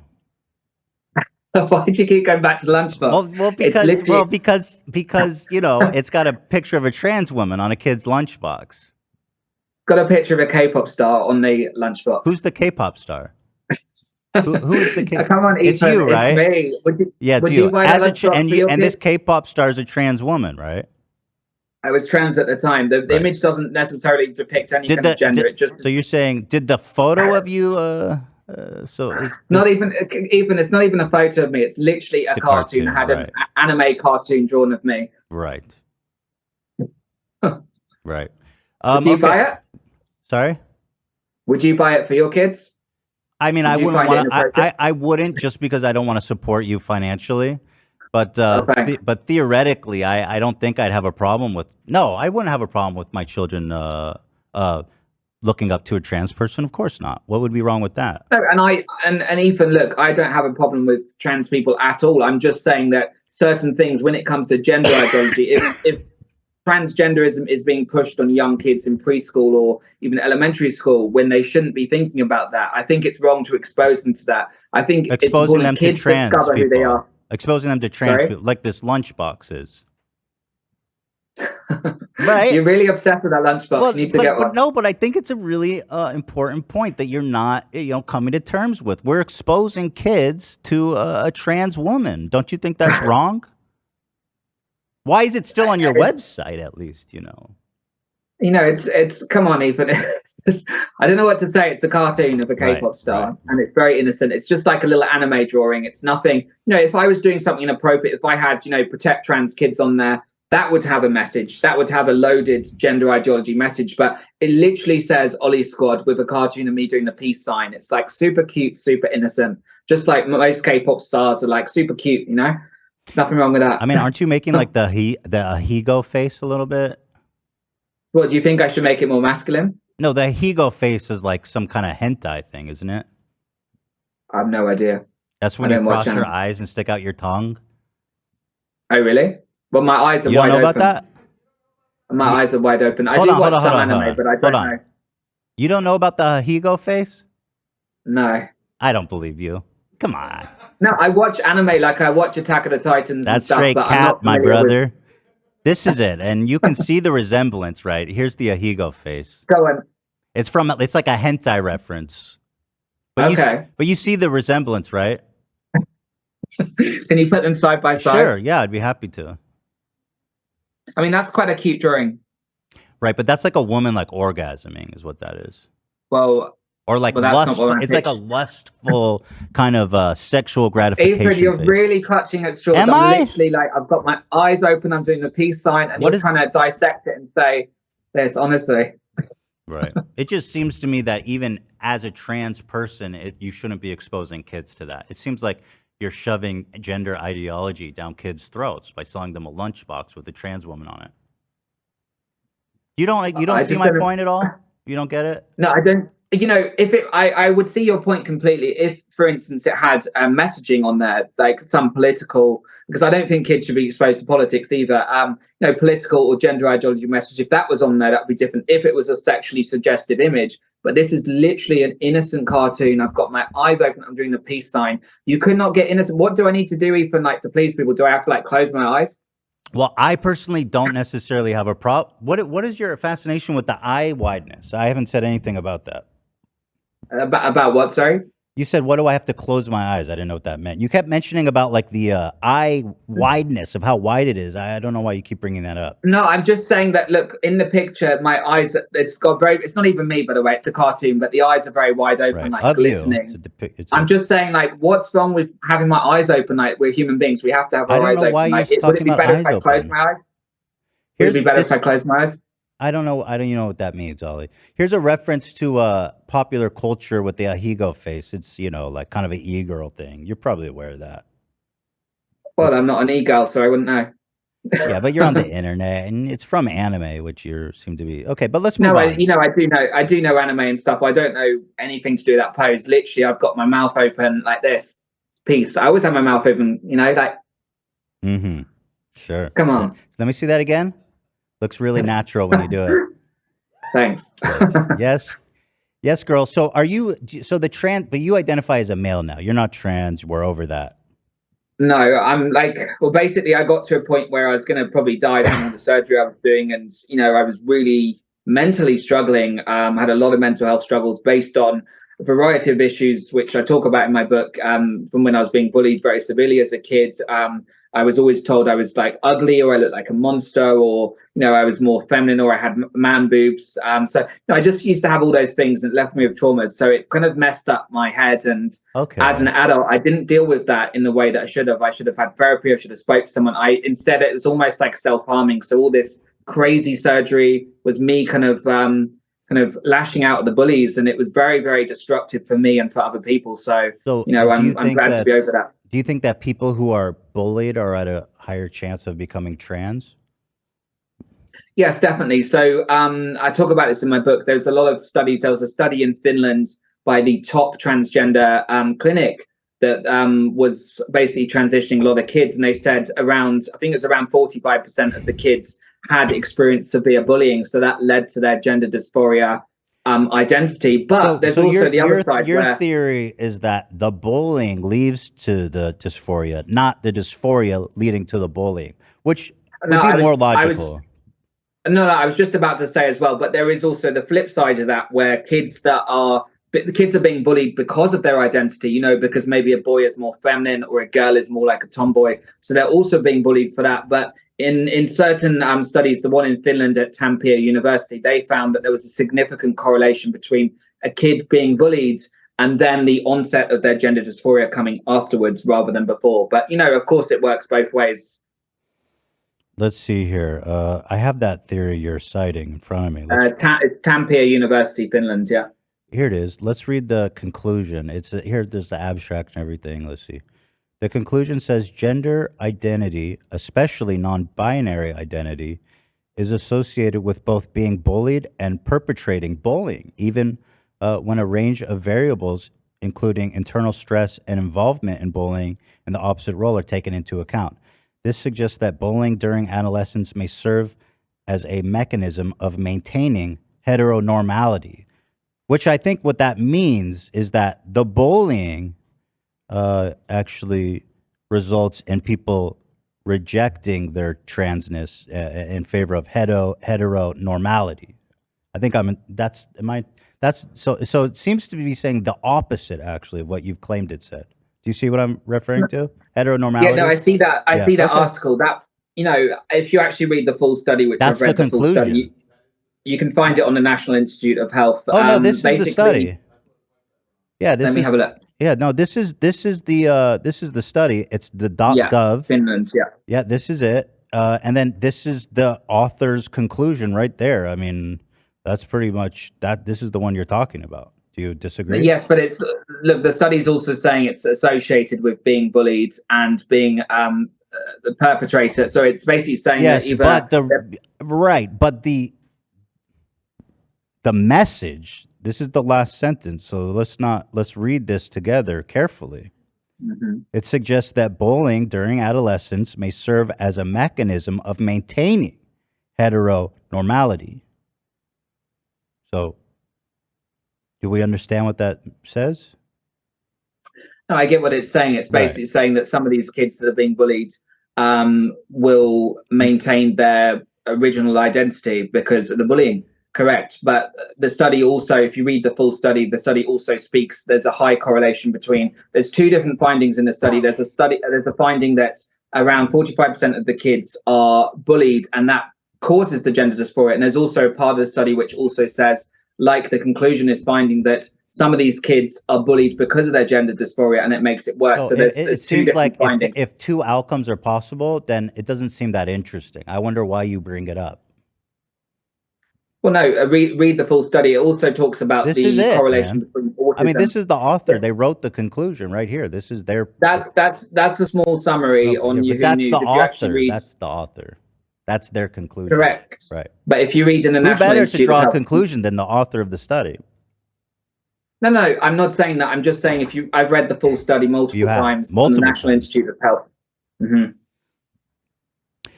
Do you think that if bullying prevents people from becoming, according to this, bullying prevents more kids from transitioning?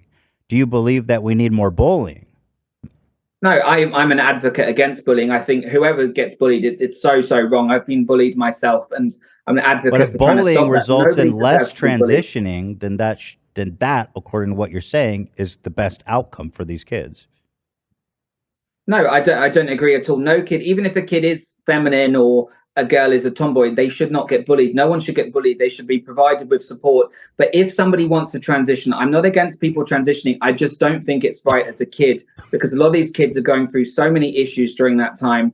they are not in the right frame of mind to make an informed consent If decision. a Look, child Ethan, is suicidal, do you believe that they should transition to save their so a life? lot of so there's a lot of clinics and doctors that use this argument. There's a clinic called Kaiser Permanente in California. Kaiser Permanente. Yes, that's it. Thank you. Yeah, so basically, they have used with multiple people that have since detransitioned, Chloe Cole and Layla, another detransitioner. They basically told them your kids are going to commit suicide if you don't transition them. But what they said afterwards is they actually felt worse 6 months down the line after their transition because they've got hormones in their body, they've got puberty blockers, and they even had double mastectomy. That the vast majority of people that transition don't regret it. I think it's like 95%. 99%. Are you aware of that stat? You don't hear the cases of the detransitions. Are because you the gender aware, clinic- Ollie, that 99% of kids that transition do not regret it?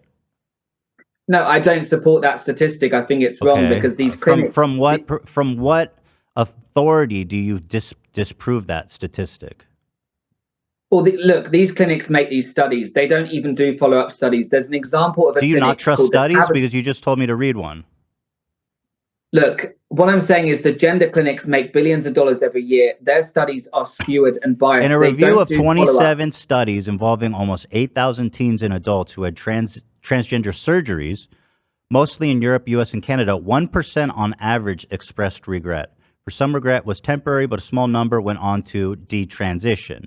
But that's 1%. That seems like a very small amount to be singularly focused on. And this is 27 Right. studies, so this is a massive kind of conclusion, right? A scientific conclusion, a consensus, if you would. Choice Hotels get you more of what you value. Comfort Inn, it's calling your name. Save on the stay. Oh, and free waffles are yours to claim. Book direct at choicehotels.com. Yes, but what I'm saying is there's a clinic, for instance, Tavistock Clinic, which was the main clinic in the UK. They were actually exposed. They were doing studies as well. They weren't bothering to check with the detransitioners. They didn't bother to check with the detransition. They didn't check how the hormones were I know affecting what them you're over a year. talking about. That English one for Yeah. Yeah, so that one, if I recall, I looked into that. I believe it was people say it was shut down. It was actually, wasn't it? Being shut down, right? But still open. They're actually making a bigger one so they can serve more needs. I actually, so it's not really being shut down. Actually, that say one the name again. What is it? It's called Tavistock. Tavistock. Yeah. So that one's actually being shut down this year because basically the National Health Service, which is basically looks after all the hospitals in the UK for the government, they actually said that there were a lot of ethical violations and stuff, and they also changed their policy based on what happened at that clinic via internal investigations. They found that many of these kids were being pushed to transition without having checks on their mental health, and they're basically being pushed into it and fast tracked very quickly. Do you think it's significant, though, that of the patients, of the actual people that transition, only 1% regret it? You're not acknowledging that? No, I don't trust studies. Why? Even if you're saying it's 27 studies. Then why did you tell me to read this one, Ollie? You use studies when it's convenient for you, but you don't when it goes against your thesis. I don't understand your consistency with studies. Do we like them or no? What I'm trying to say, Ethan, is the gender clinics are very, very powerful. Do we? They No. control Ollie, a lot do of we studies. like studies or not? All studies or no I studies? like studies. Oh, we do. You know, I like studies. You do but like you studies. have to. But you have to always look at bias. You know, the clinic in Finland was a transgender clinic that made the study. So they had different findings to many of the clinics in America that are saying there's a low detransition rate. But there are thousands of detransitioners out there. They're just not sharing their stories because of fear of being attacked. And, they get abuse every single day from trans activists. So there's thousands of kids out there there's 50,000 detransitioners on a Reddit subreddit forum speaking about detransitioning, but they're scared to come out and talk about it because they're going to get attacked. So there's a lot of people hiding. You seem to be in denial, Ollie, that the vast, vast majority of these people, let's say there's a bias. Let's say instead of 1%, it's 10% regret it. And that's a huge deviation. So I'm giving you a lot of doubt here.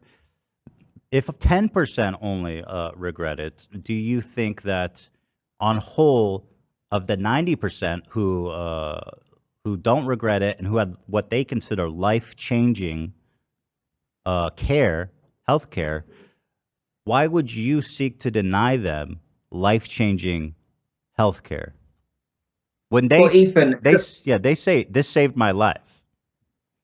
Well, Ethan, children can't get tattoos. Children can't buy cigarettes or buy alcohol. So how on earth can they consent to doing something they don't even understand about? We have to look at many of these kids. They don't understand. They don't think about the future. Like if a kid changes their body, they have gender reassignment surgery or take hormones, they might not be able to have a baby when they're older. They don't think about those things because they're kids. So the issue is just we shouldn't be doing this to kids. It should happen, as an adult, they can make informed consent. But even with some of the parents agreeing Ollie, to it, do you know how many kids between the age of 6 and 17 went through irreversible surgery in the United States? I know the number rises every year. Now it will be several thousand. So the number of patients, of children between 6 and 17 who went through irreversible surgery in the United States, what was the years on that one? It's 3 years, 2019 through 2021. So this is the most comprehensive data we have, and this comes straight from the government stats. It was 250 per year. Does that seem significant to you? That's completely incorrect because there's a clinic in Oregon. It's in the thousands now. There's a clinic in Oregon that's done at least the thousands. Is that significant? 1,000? I mean, we have 50 million children in the United States. Do you think 1,000 is statistically significant? There's thousands, and this study probably only takes into account people on Medicaid or Medicare. There are also the parents of patients that pay out of pocket. So even if it's thousands, Ollie, let's say it's thousands. Is this significantly significant when we have 51 million children in the United States between ages 6 and 17? It's significant even because it's growing every day. If you look at any chart or graph of kids being medically transitioned, it's now in the tens of thousands across the US. California has thousands alone. Florida, before Governor DeSantis banned, there's a clinic, Dr. Gallagher, who performs at least five surgeries on minors every month. So that's just one clinic. Can you cite those numbers? Is it possible to get a reference? Dr. Gallagher is a clinic in Florida, and she operates on minors. Okay.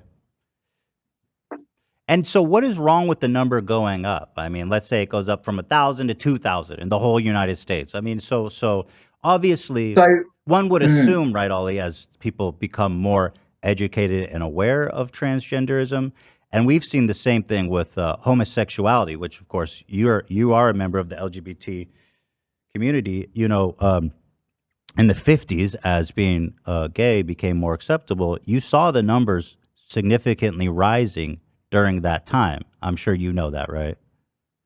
Yeah, of course, because it became more acceptable. What is the difference between the hysteria that took place then about there was, on the right, that they're turning our kids gay? That turned out not to be true. You agree?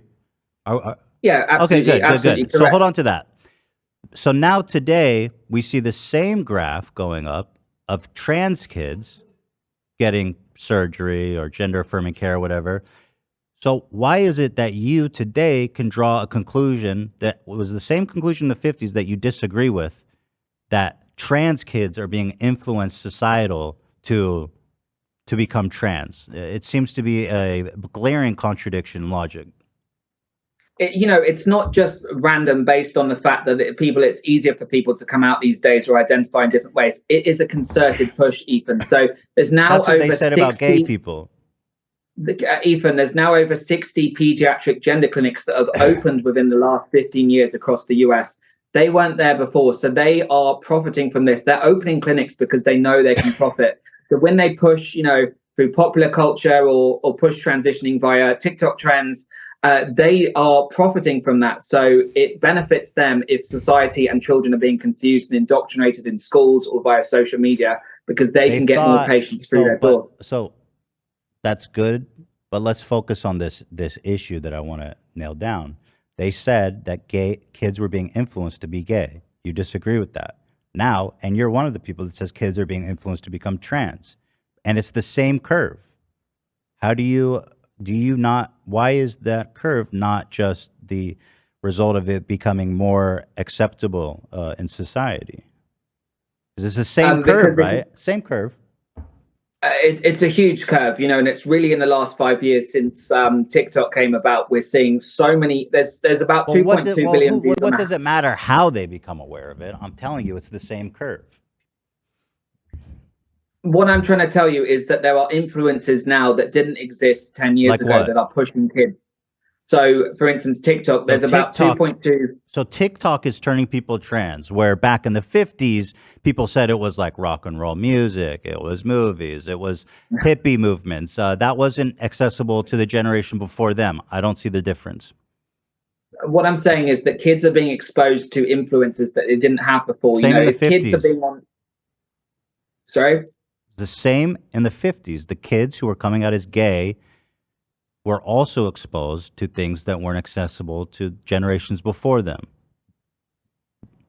Well, I don't agree with that. They didn't have phones No? back then. Kids are now being pushed trends, and the AI algorithm recognizes a kid's vulnerabilities, Well, and they push videos. music, popular music. Yeah, music Pop has music always. is well. Pop music was something that was rock and roll was something that was new back then. So No, correct. And you could also argue that in the 80s, more people came out because, music like George Michael was, and songs about freedom so and then stuff and why are coming you out was. concluding that TikTok is making people trans? I don't understand the logic. You just contradicted yourself. No. What I'm saying is, in the last 5 years, there is an increase in gender clinics opening because they are exploiting these children that are being pushed trends. You know, there's a lot of lobby groups. Ethan, the Human Rights Campaign is a massive lobby group. They're going around. Ollie, you trying were to trans push, before TikTok. I've struggled with gender dysphoria for all of my Before life. TikTok. Correct, but yes, but my identity struggles came about because I was using social media too much, and But I Ollie, started you to were see. born in 1990. You're not that much younger than me. When I grew up, there was no social media. I don't believe you probably had social media until you were in your 20s, well into your 20s. Yeah, correct. And the reason I struggled with my identity was because of bullying in childhood. But then I only transitioned as an But adult. bullying in because childhood, firstly, it we established from the report that you told me to read that bullying in childhood results in less people transitioning. sorry, say it again. The study you sent me Yeah, about the Finland study. bullying, the conclusion was that bullying results in less people transitioning. So you says it's a result of social media. Well, you didn't have social media. Then you says it Ethan, was a I'm result one of bullying. But this study you told me to read says bullying reduces the amount of people who transition. So how is it that you were trans before, outside of all of these influences that are turning people trans? Well, firstly, I'm an individual, so I'm one person. So my experience is not reflective of every single person that becomes trans out there. But the thing is, I became trans as an adult because I really struggled with my identity throughout my whole life. And yes, I did get bullying. Every case is different as well. Some people are bullied because of their gender identity. Some people are not.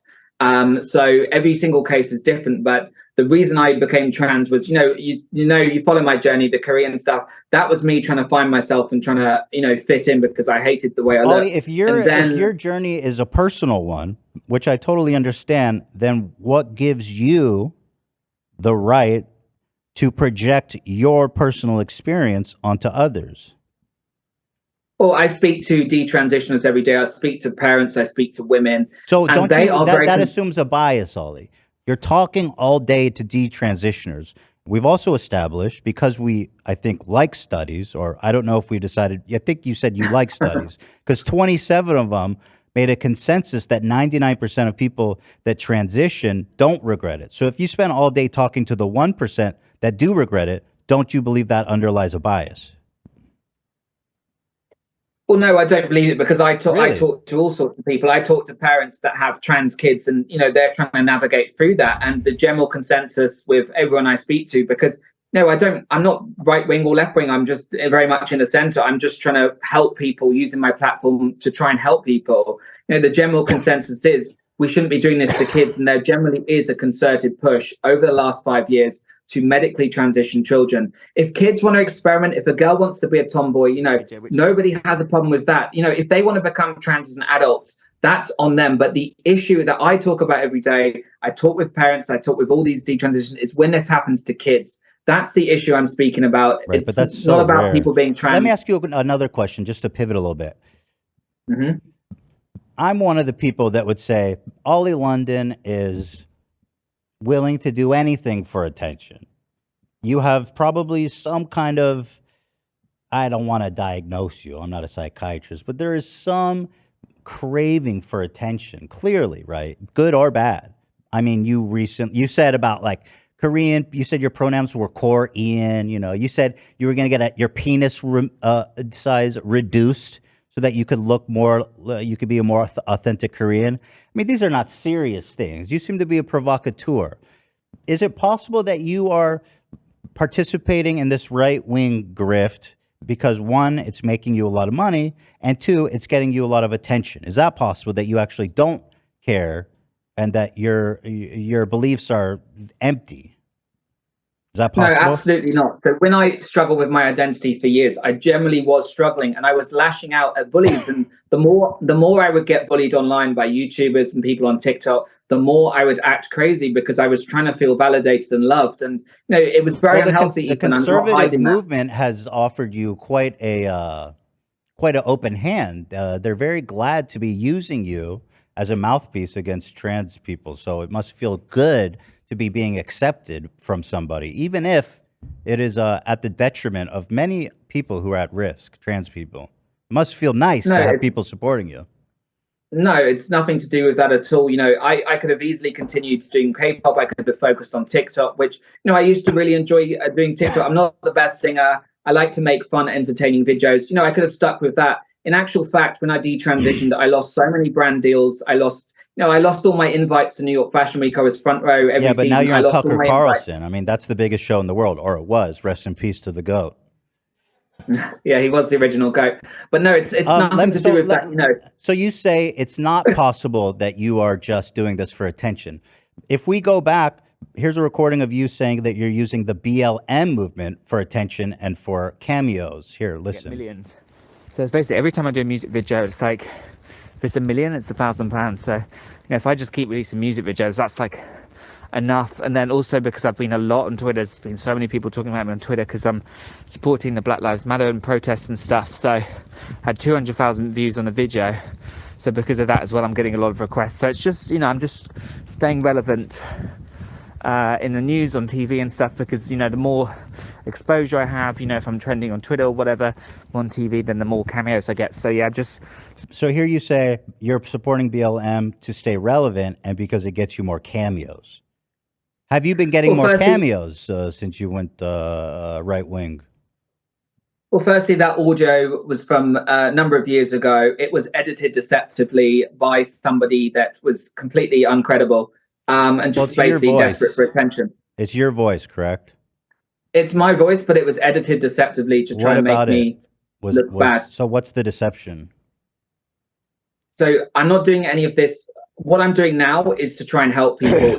Previously, Ethan, I'll admit it. Previously, I had some very unhealthy tell me it's behavior. deceptive. I'm open to hearing you out. How is it deceptive? I'm explaining. So, previously I had unhealthy behavior where I was generally like thinking, oh, how many likes can I get? How many views can I get? Because I was in a really crazy mental health place. And, the more surgery I would get, I would feel worse about myself. So I would try and be validated via online views and things. But in fact, unlike talking now. to BLM, actually, no, I'm not doing it now. If I wanted to, Ethan, which is why you're on the show. No, if I wanted to get attention and stuff, I would stick to doing TikToks. I would stick to doing my K-pop music videos. You're getting a lot more attention right now. I mean, you're getting a lot of attention right now. In fact, you wrote a whole damn book about it, Gender Madness. Well, what I'm doing now is because I've actually come to a realization that I have had some very unhealthy behaviors in the past, and I'm trying to remedy that. Because I can't sleep at night when I think, have I done something bad? Have I been a bad influence? So I'm actually trying to remedy that and devote my time to I hate to tell you, if activism. that's what you're concerned about, you're going to feel really bad when your next phase comes around and you realize that you were the mouthpiece for really hateful people. Ethan, it's not a phase, and I'm not a mouthpiece for anyone. I'm literally just trying to speak up about issues that I have finally woken up to see what's going on in the It world. And seems I'm to actually me, thinking, Ollie, that if we look at all of your different iterations of your personality, the one consistent thing is a need for attention. well, you could say that about Trisha Paytas, who was your best friend and you used to do a podcast Oh, I do say with. that. You I know, mean, she yeah, I would had- say that about Trisha Paytas. Sure. Are you like she had Trisha different Paytas? identities, but she had a wake up call, and then she realized that she could be an influence to others, and she's really a positive girl. She's doing amazing things at the moment, and I had a wake up Trisha call was as well a chicken because I was, nugget, I believe. Do you empathize with that, Ollie, as a former trans person? Ethan, I'm vegetarian, so I wouldn't empathize with her being So you're saying chicken you're nugget. like yeah, and congratulations on that. We support that. Ollie, do you believe you're like Trisha Paytas? No, not at all. I'm not comparing myself okay. to her. I'm just saying that she had a lot of identity struggles. She had some unhealthy behaviors. I had some unhealthy behaviors. I struggled, but I'm remedying that now. I'm working hard every Like day Trisha. to try and be a better person, to try and help people. And that's what I'm focused on. So people can Good. call me what they want. I'm not a mouthpiece for anyone. I'm literally trying to help Okay, make let's the world a pivot. better place. Let's pivot. This came about when you found God, right? And you can fill in the blanks here. You were confused. You were a transgender woman. You were selling kids' lunch boxes depicting a trans woman on it. That's pretty low by your own definition. And then you were walking around and you found God. You entered a church and then you realized, hey, this is a cool vibe, maybe. Well, no, actually, before that, I started to go to therapy. So basically, I lost a lot of my friends. People thought I was really like crazy, and I was very mentally unwell with all of these different crazy identities that I struggled with. So I actually started therapy first, and I started going to sessions twice a week. And then they actually told me, you need to speak about this. You need to find a community that's accepting, non-judgmental, and kind. So hold on. Your therapist told you that you're not trans? No, my therapist didn't tell me I wasn't trans, but they said if I'm having issues and struggling with who I am, perhaps I should find a community that's very welcoming and might make me feel like I can belong. Take some time off social media. So they didn't tell me not to be trans. It's nothing to do with that. They literally told me to try and find myself. So you took a break off social media, and then you took your time to find God and find your new self. I stopped spending hours and hours a day on TikTok and YouTube, which was, messing up my mind. And I actually left my phone at home. I would go to therapy sessions, and then I started going to church. And it made me realize, there's more to life than just being online or whatever. I need to actually make a difference in this world. And I've spoken to so many people that are concerned at the direction the world's going in. And, if I can try and help parents and help women and stuff and speak up for people, then I can feel good. I want to show you this clip from an interview from Piers Morgan. Okay. Lots of pictures here of you as a Yes, woman. So how long ago was that? Was that quite recently? That was actually at London Fashion Week, so that was literally a month ago. So kind of a drastic change. So you went from trans woman at Fashion Week, a month later, to being on Piers Morgan denouncing the trans movement. When you said take your time and talk and figure out who you are, that all happened within a month. No, actually, since I originally transitioned, I felt great for a couple of months. And then I really started to question it. I started to think, okay, I can even do more surgery to make myself physically become a transgender woman, or I can take a step back. So I was having a lot of thoughts of regret, but it was too late at that point. I'd already done facial feminization. I'd already changed myself. I was very confused. So I'd been having those thoughts for a number of months. And then within a month from that particular picture being taken, I actually detransitioned. So tell me about finding God. Tell me about when you were in the church and you had like an awakening. Well, I'd lost a lot of friends. I lost a lot of loved ones because they thought my behavior was very unhealthy. And, it was a now or never moment. I could have continued down a very destructive path, destructive for myself and people around me, and destructive for, people that see me online.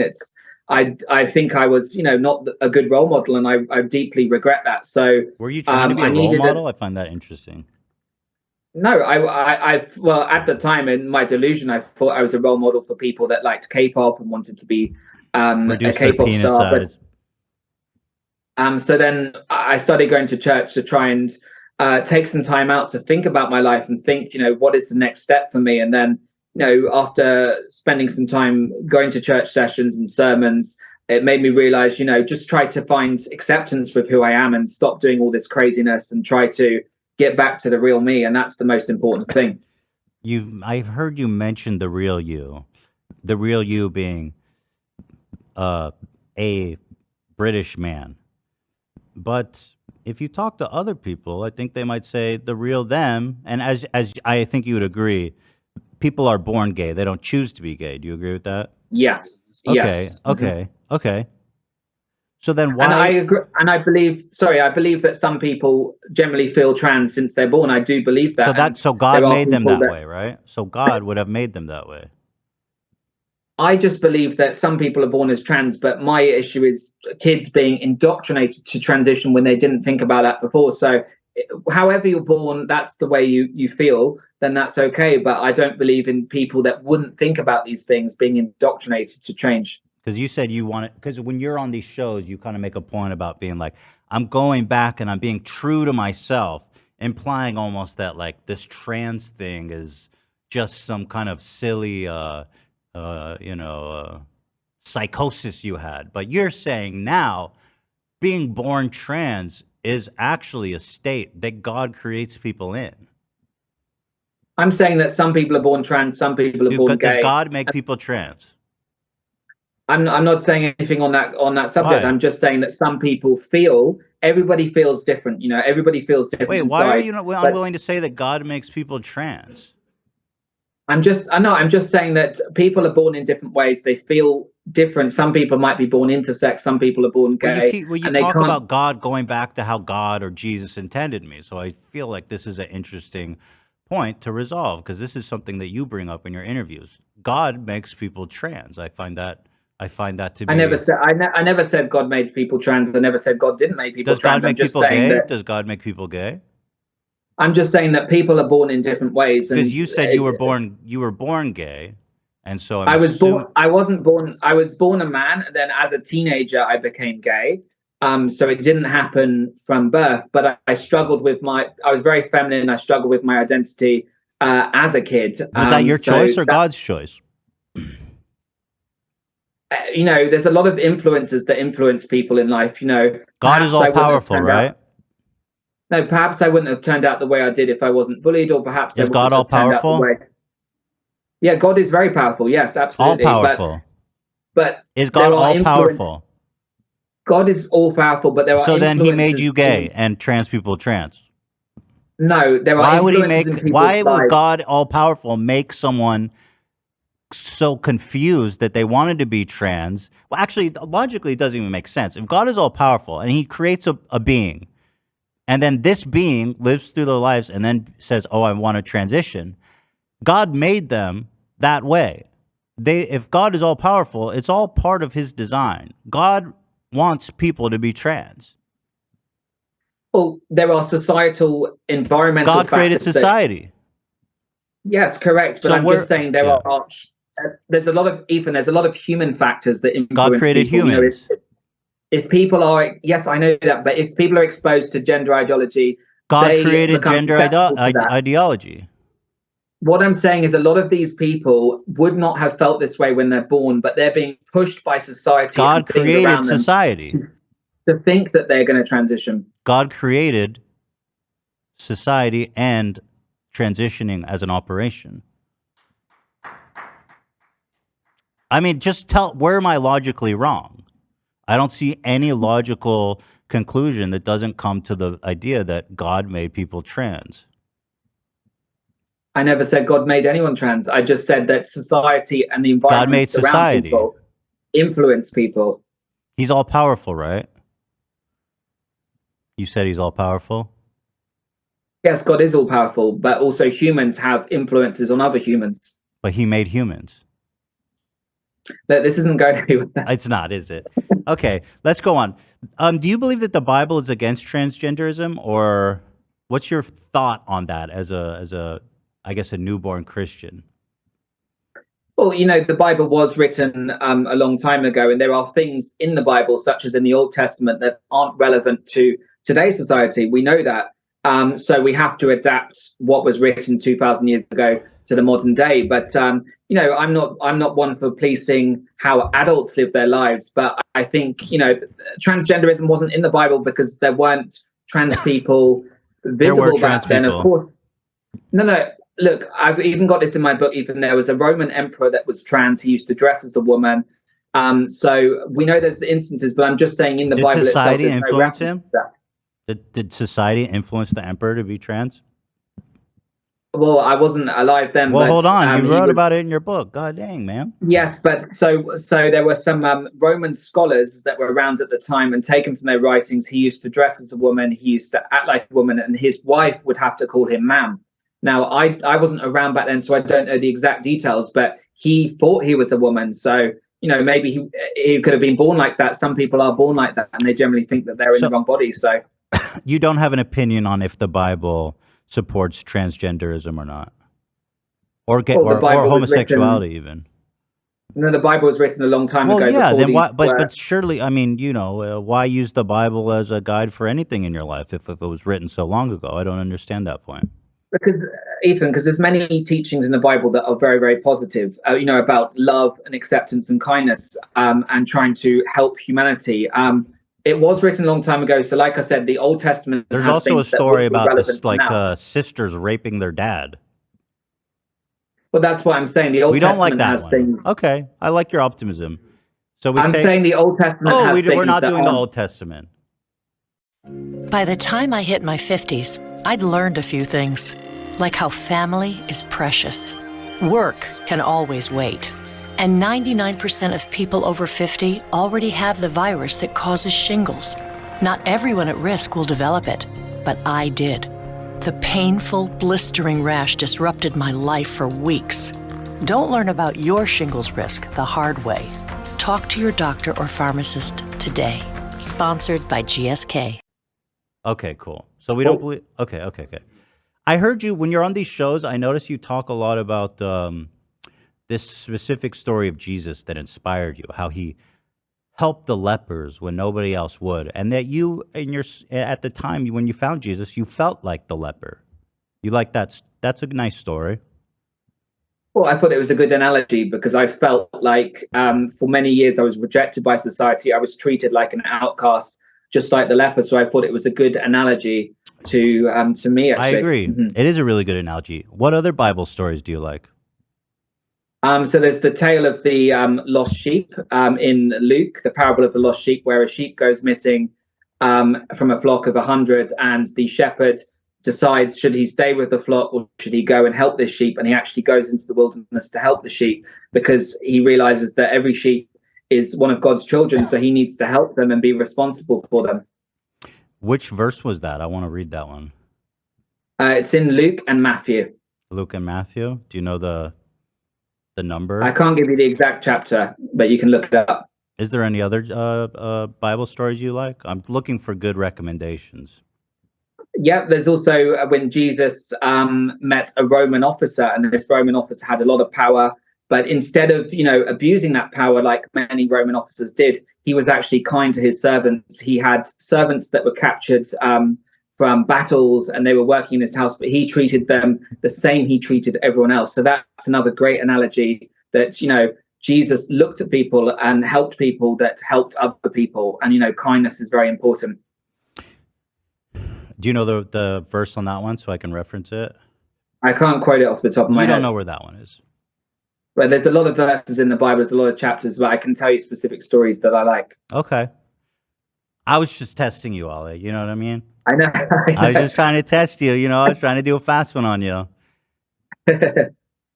Yeah, but I want to ask, if we're talking about protecting kids, it all comes down to protecting kids, right? I mean, this is the thesis I've heard you explain.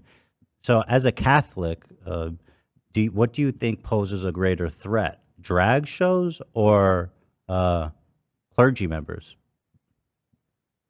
Well, actually, there's a lot of scandals and very bad things that have happened with the clergy. And, I'm against all forms of abuse. So there's a lot that the Catholic Church has done in the past. There was even a cardinal that I believe he died earlier this year, an Australian cardinal that was accused of some horrific things. And there's a lot of that going on as well. So that needs to be addressed, and I will call that out as well as calling out drag shows that are sexualizing kids, because all forms of child abuse, whether it's in a church, whether it's in a religious organization, or whatever, is wrong. If you had kids, would you feel more comfortable leaving them at a drag time, story time, or with a clergy member?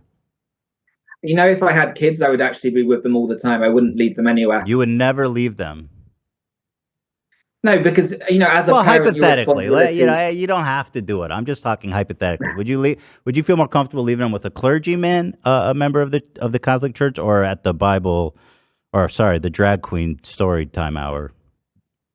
Again, neither. I wouldn't want to leave kids anywhere. It's just a theoretical. It's just theoretical. No, I get that, but I'm just saying, I would even if it was, you know, leaving a right, kid. But you have to choose one. Which one do you trust more? Well, I wouldn't leave my kid anyway. Like, I wouldn't leave a kid, and I think parents have a duty to protect but their just kids, theoretically, which one would you choose? I'm not going to answer that because I wouldn't choose either. You wouldn't. Okay, let's put it this way. There's a dude named Barry. He's got kids, and he goes, I have no choice. I have to leave my kids either with the clergyman or at the drag show. I don't have a choice. Something crazy's happening. They're right next to each other. He says, where do I leave my kids? Where do you think Barry should leave his kids? Well, again, I wouldn't want to leave kids anywhere. But Barry doesn't have a choice.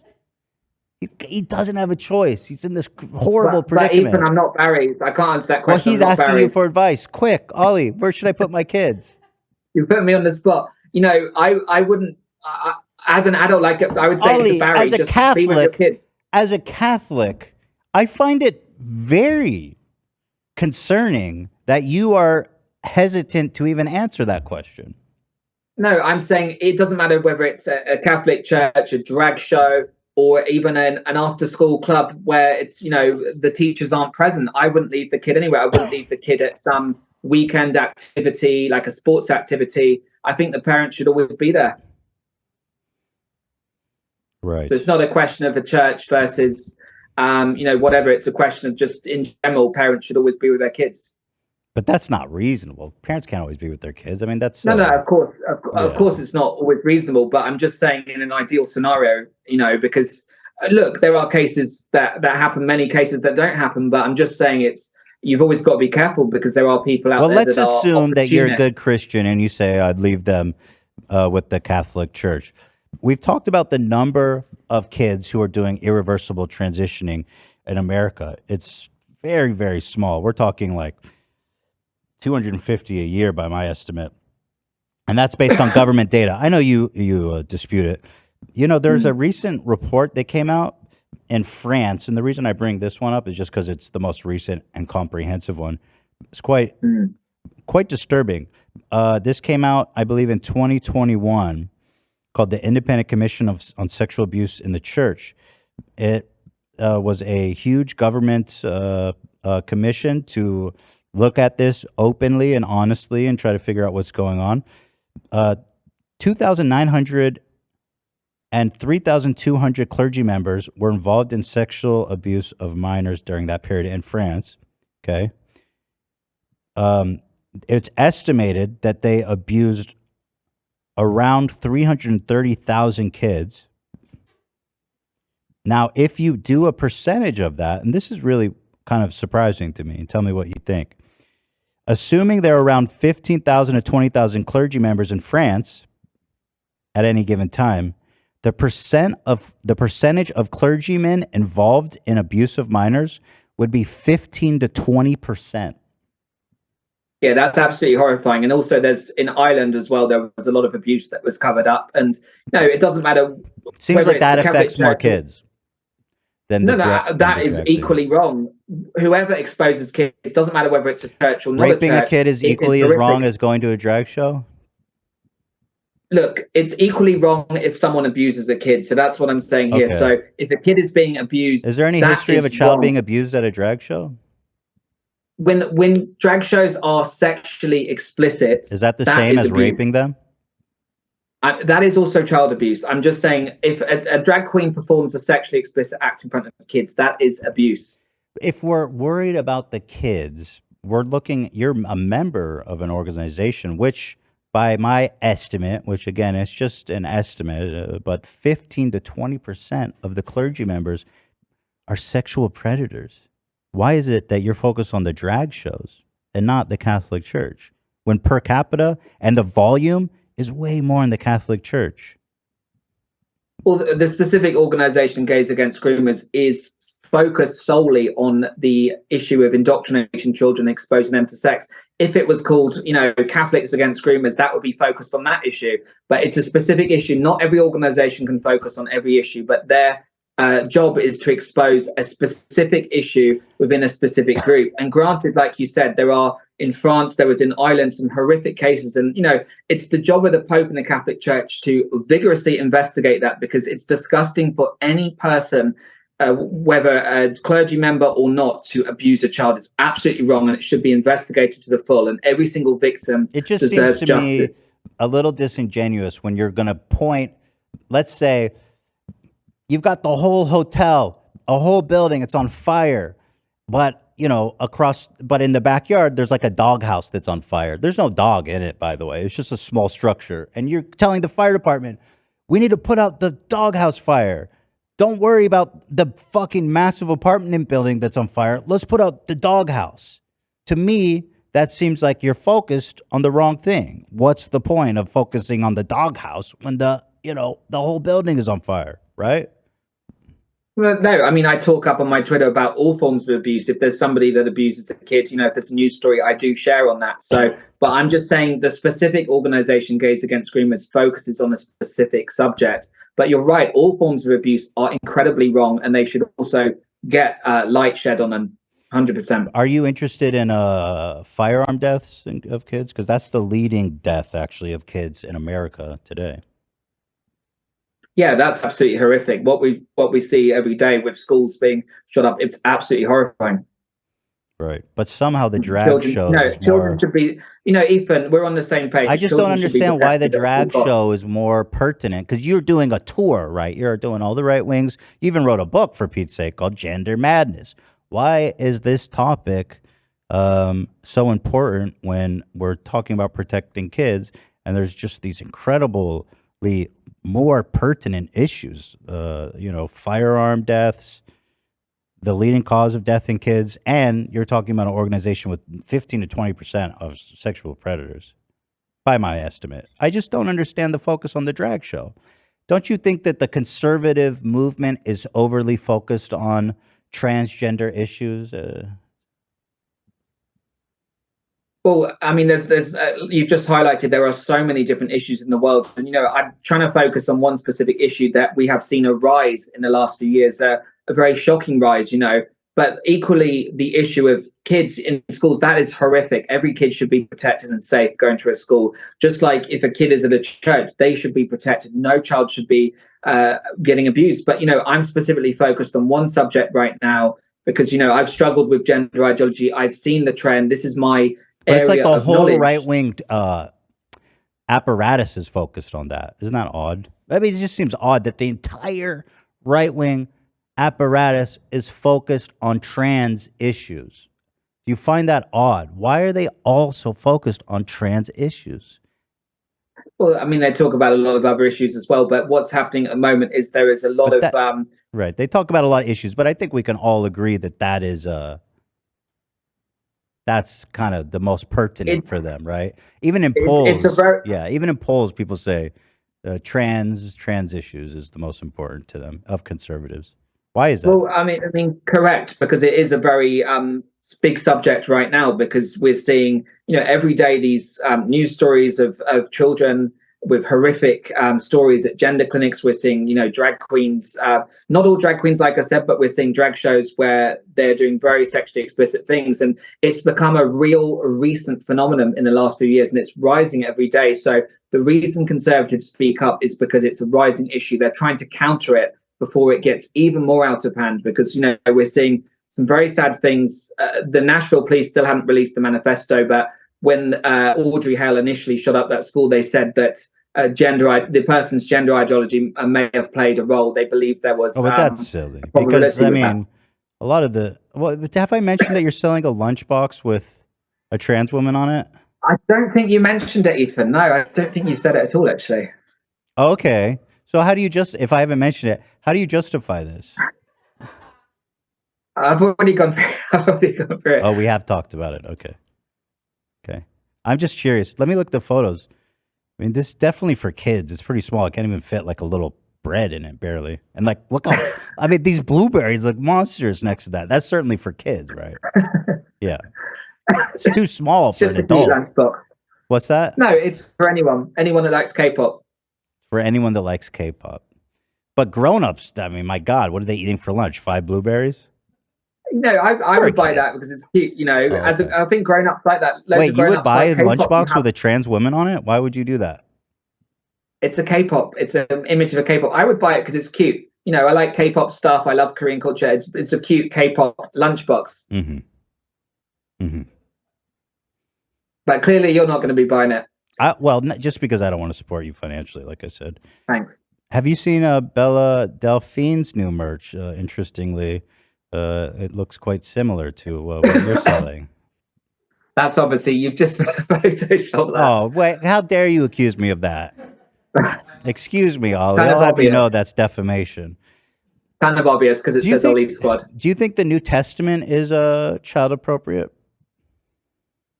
Yeah, there's great teachings in the Bible that is all about kindness and loving thy neighbor. and helping Roman people. 1:26 to 27.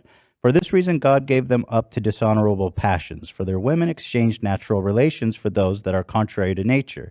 And the men likewise gave up natural relations with women and were consumed with passion for one another. Men committing shameless acts with men and receiving in themselves the due penalty for their error. Why is it that you feel entitled to be gay?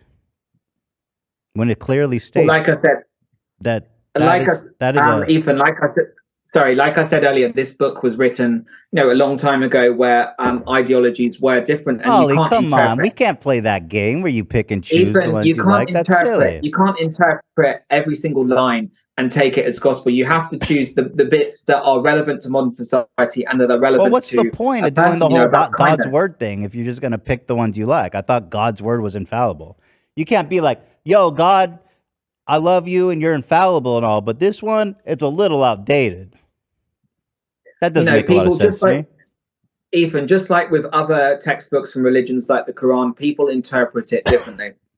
Timothy 1:9 through 1:10 says, understanding this, the law is not laid down for the just, but for the lawless and disobedient, for the ungodly and sinners, for the unholy and profane, and for those who strike their father and mothers, for murderers, the sexually immoral, men who practice homosexuality, enslavers, liars, perjurers, and whatever else is contrary to sound doctrine.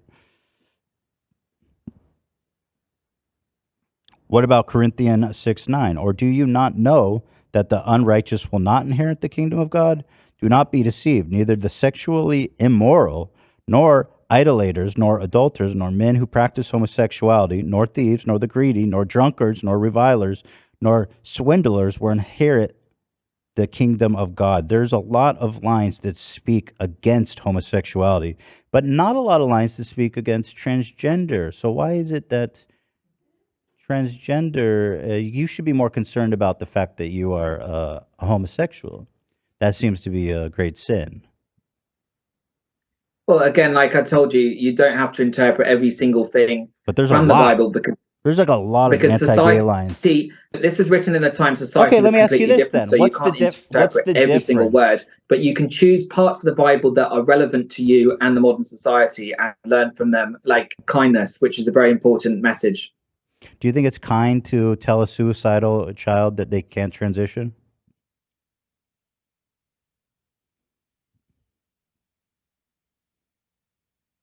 Did he bail, or is that us? Uh-oh. Is that us? Checking. I don't think he bailed. A homosexual? Do we have internet? Yes. Are we live? Sure hope so.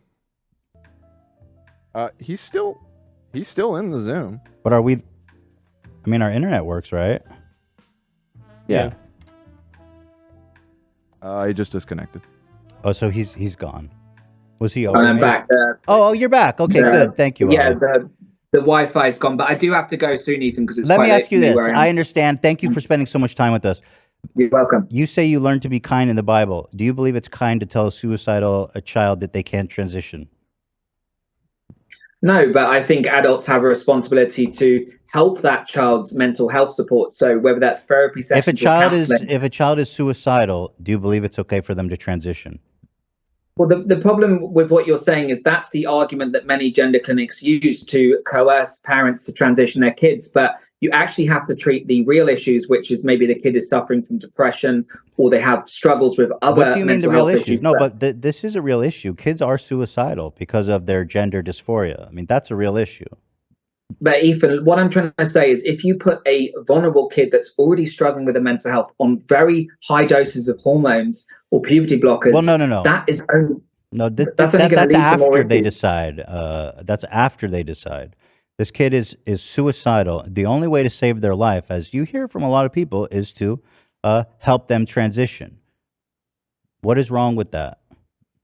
No, correct. You hear that a lot, but Has it people ever need to happened? address- Has a child transitioning ever saved a child's life? Well, you need to address the mental health issues. If a kid is Has it feeling ever that saved way, a child's life? Transitioning. Yeah. Yes, of course, there will be cases where So if kids it feel saved happy. even one child's life, then where do you get off preventing this from happening? You say one child's all that matters.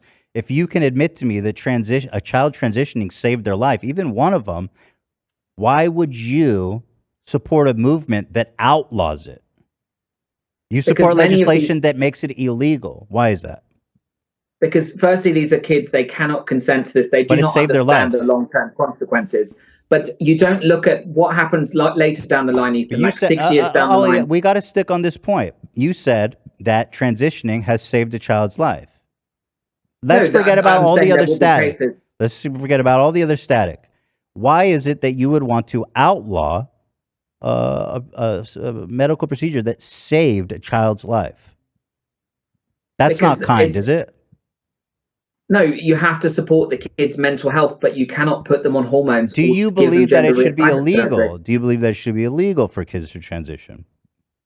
I believe for medical transitions, it should be 18 plus. Yes. Even if the kid is going to kill himself, as you admitted, it saved the child's life. You said that. So you believe I'm this saying kid that- should kill themselves rather than transition?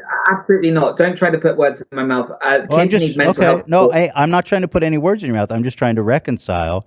You are saying on one hand that transitioning saved the kid's life, and also saying that transitioning shouldn't be allowed until they're 18 plus. So I'm this just child saying, has you're no talking- recourse other than to kill themselves in this hypothetical situation we've created.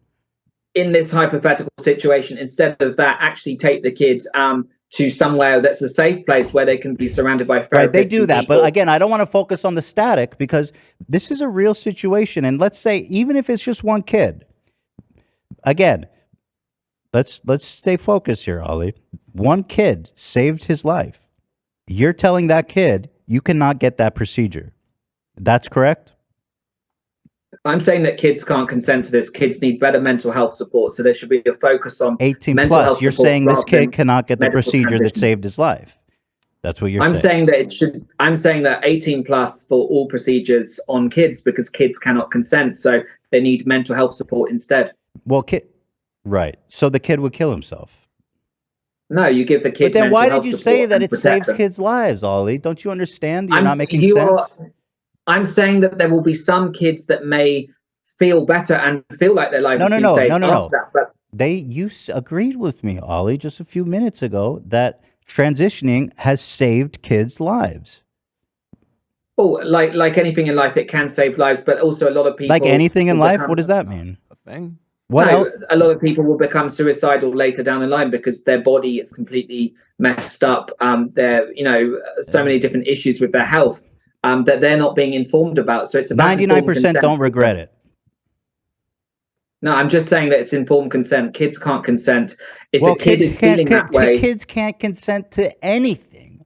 What are we doing? We're correct. not allowing them to. Kids can't consent to go to church. Kid can't consent to go to school. Kids can't consent to anything. We as parents make the best decision we can for the welfare of the kid. Don't you agree? I mean, this whole idea of consent is kind of moot when you consider all the things kids do in their lives every day.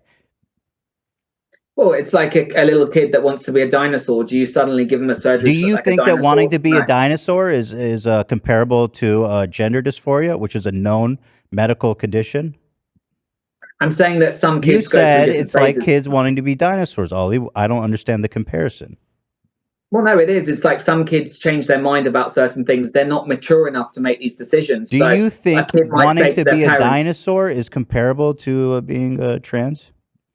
I'm saying if a 10-year-old kid dresses up as a dinosaur every day, they tell their dad they're a tyrannosaurus. Has that happened? Can you cite that happening? You've been speaking about theoretical things. I'm speaking about Well, no. theoretical. I'm saying, Well, we're talking about would you theoretical. transition a child? We're talking about theoretical situations, but they are happening in the real world. There are kids whose lives are being saved because, and this is the small amount of kids who undergo it, very small amount, that do it under doctors' supervision and panels and stuff, that it's saving their lives. This is happening, okay? People are not, as far as I know, and maybe you can correct me, saying I'm a dinosaur, I need to transition into a dinosaur. No, I'm saying, kids want different things. They don't understand or I comprehend. notice you're saying I'm saying a lot. You say things, but you don't like to stay accountable to it. You say, no, I'm saying this. No, I'm saying this. No, I'm saying this. Why won't you give me definitive answers? Well, I'm equating it. You know what? It is the same. If a child wants to be a dinosaur, you don't cut off their it's the same body part. It's the It's same. the same as being Gender- It's the same as medically transitioning a Okay. child and giving them Good. surgery. Good. I'm glad you said that. Gender dysmorphia is a known medical condition. Is there any literature about transitioning to be a dinosaur? Not that you know of. Right. But you said it's the same. But clearly it's not, right? Because No, I'm equating. transitioning a kid. is I'm accepted by equating the a kid. Mhm. Sorry, I'm equating a kid identifying in a different way. You don't just suddenly say, if a kid feels a certain way, oh, we're going to do this operation, we're going to give you hormones. Kids Of can't course that consent. doesn't If they happen, generally Ollie. feel like that their That whole doesn't life, happen. do it as an adult. That doesn't happen. You have a child who's experiencing gender dysmorphia so severe that they're going to kill themselves. Dysphoria, excuse me. They're undergoing panels and doctors and stuff. And this kid, we know, and this has happened, either we intervene or the child kills themselves. What's your decision? Most kids grow out of gender That's not what I dysphoria, so- asked. Why can't you answer? Most kids No, do I'm not saying grow most out of kids- gender dysmorphia. Not only 99. Oh, that's a small number of them, and 99% who get the operations don't regret it. You have to answer this, Ollie. This is important. If there's a child that's going to kill itself unless it gets gender affirming care, what is your decision? Let Well, there's them a study- give them the treatment or not? No, you give them mental health support instead. You do not. No. put a kid on hormones. That's not what I'm asking. If this kid is suicidal, which is a known phenomenon, this happens. Do you let them get the treatment or do you make them wait till they're 18? You give them other support instead. That's So they my kill answer. themselves. No, they. How is no, that you prevent kind, that because Ollie? You give them mental health. How is that kind that you're letting children kill themselves instead of letting them get Ethan, gender this is a affirming really- life-saving care, which by the way happens only irreversible gender care, gender surgeries and stuff only happens like 250 times a year. No, it doesn't. It happens. Well, you have thousands of no times, actually. statistics to back that up. Well, there's a clinic in Oregon. I can send you the statistics of. There's a clinic in Oregon that does at least 300 surgeries on kids a year. So that's just one That's clinic. impossible. That's not true. There's 60 clinics in the US that are pediatric. Over gender years, clinics over that are years. Yes, transitioning 60 kids. over years. So, but again, No, I'm there's saying- 50 million kids in America, Ollie. That's not a lot. But I'm saying there's 60 gender clinics that are performing these surgeries every single week across the country. So look it up and see how many. Let's say that of the 1,000, there's 10 kids who are going to kill themselves. Do we let them get this treatment or not? Again, you give the kids mental health support. You're choosing for them to kill themselves, Ollie. No, I'm not. Don't Yes, you try to are. say that because But you a very are. sensitive But that's subject. what you're saying, Ollie. I'm not saying That that is Ethan. what I'm you're saying saying. give the You're kids- denying them life-saving, gender-affirming care. No, I'm saying give the kids mental health support until Yeah, they you're can you're saying become an use adult. this avenue that doesn't work, that's not going to work to prevent you from killing yourself. You're telling them you cannot have the antidote that's going to save your life. You can only do the therapy that I approve of.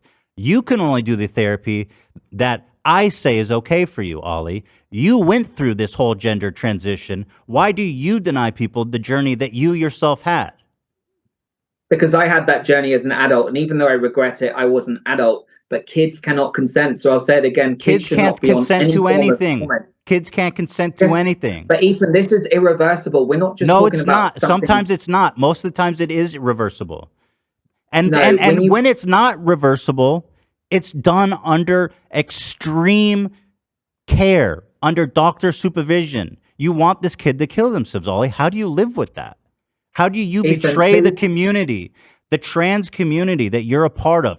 You sold yourself out for some attention and some money, and you are dooming kids to kill themselves. How do you live with that? Before it was cute, silly stuff about transracial and PTS and pop stuff, and it was just silly nonsense about little racist stuff about Korean people having tiny penises.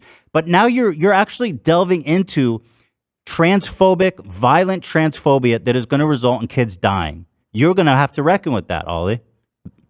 No, absolutely not. You're trying to paint me out as saying this. I'm only trying saying to say what that you kids said. cannot consent. No, Ethan, Kids I'm not can't saying consent to anything. Kids cannot consent to irreversible hormones or surgeries, Ethan. Okay, a kid They needs to cannot get his consent leg to that. removed because he has leg cancer. Should he be able to get the leg removed? Well, if he has a cancer, yes. But I'm Okay, saying so that what's the you fucking can't- difference? He can't consent to have his leg removed. That's irreversible. Well, many of these kids are being pushed into it. Many grow out of gender dysphoria. If you Google right But now, I'm it's a Canadian telling study. you, kids kill themselves if they don't get this treatment. In the rare case that it's that severe, about 250 a year. Well, show me. Okay, pull up a case then. I'm sure we can do that. That's not a problem. Give me 1 second. Gender affirming care is mental health support. Right? There are other ways. It's actually There are other ways of helping kids. the American Institute of Psychiatry and Kids Health Pediatrics, they all agree that the correct care for children with dysmorphia is gender affirming care. Do you know more than Pediatrics Association and Psychiatrists Association? Yeah, because all of these You do know companies more. they made $2.2 billion transitioning kids last year. So it's a multi-billion-dollar industry with a lot of powerful.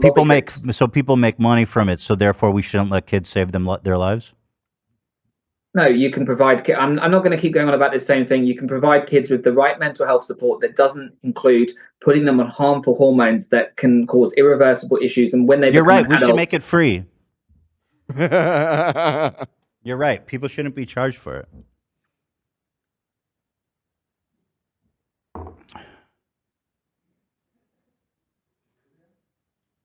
No. No, I'm just not going to keep going on about the same thing, Ethan.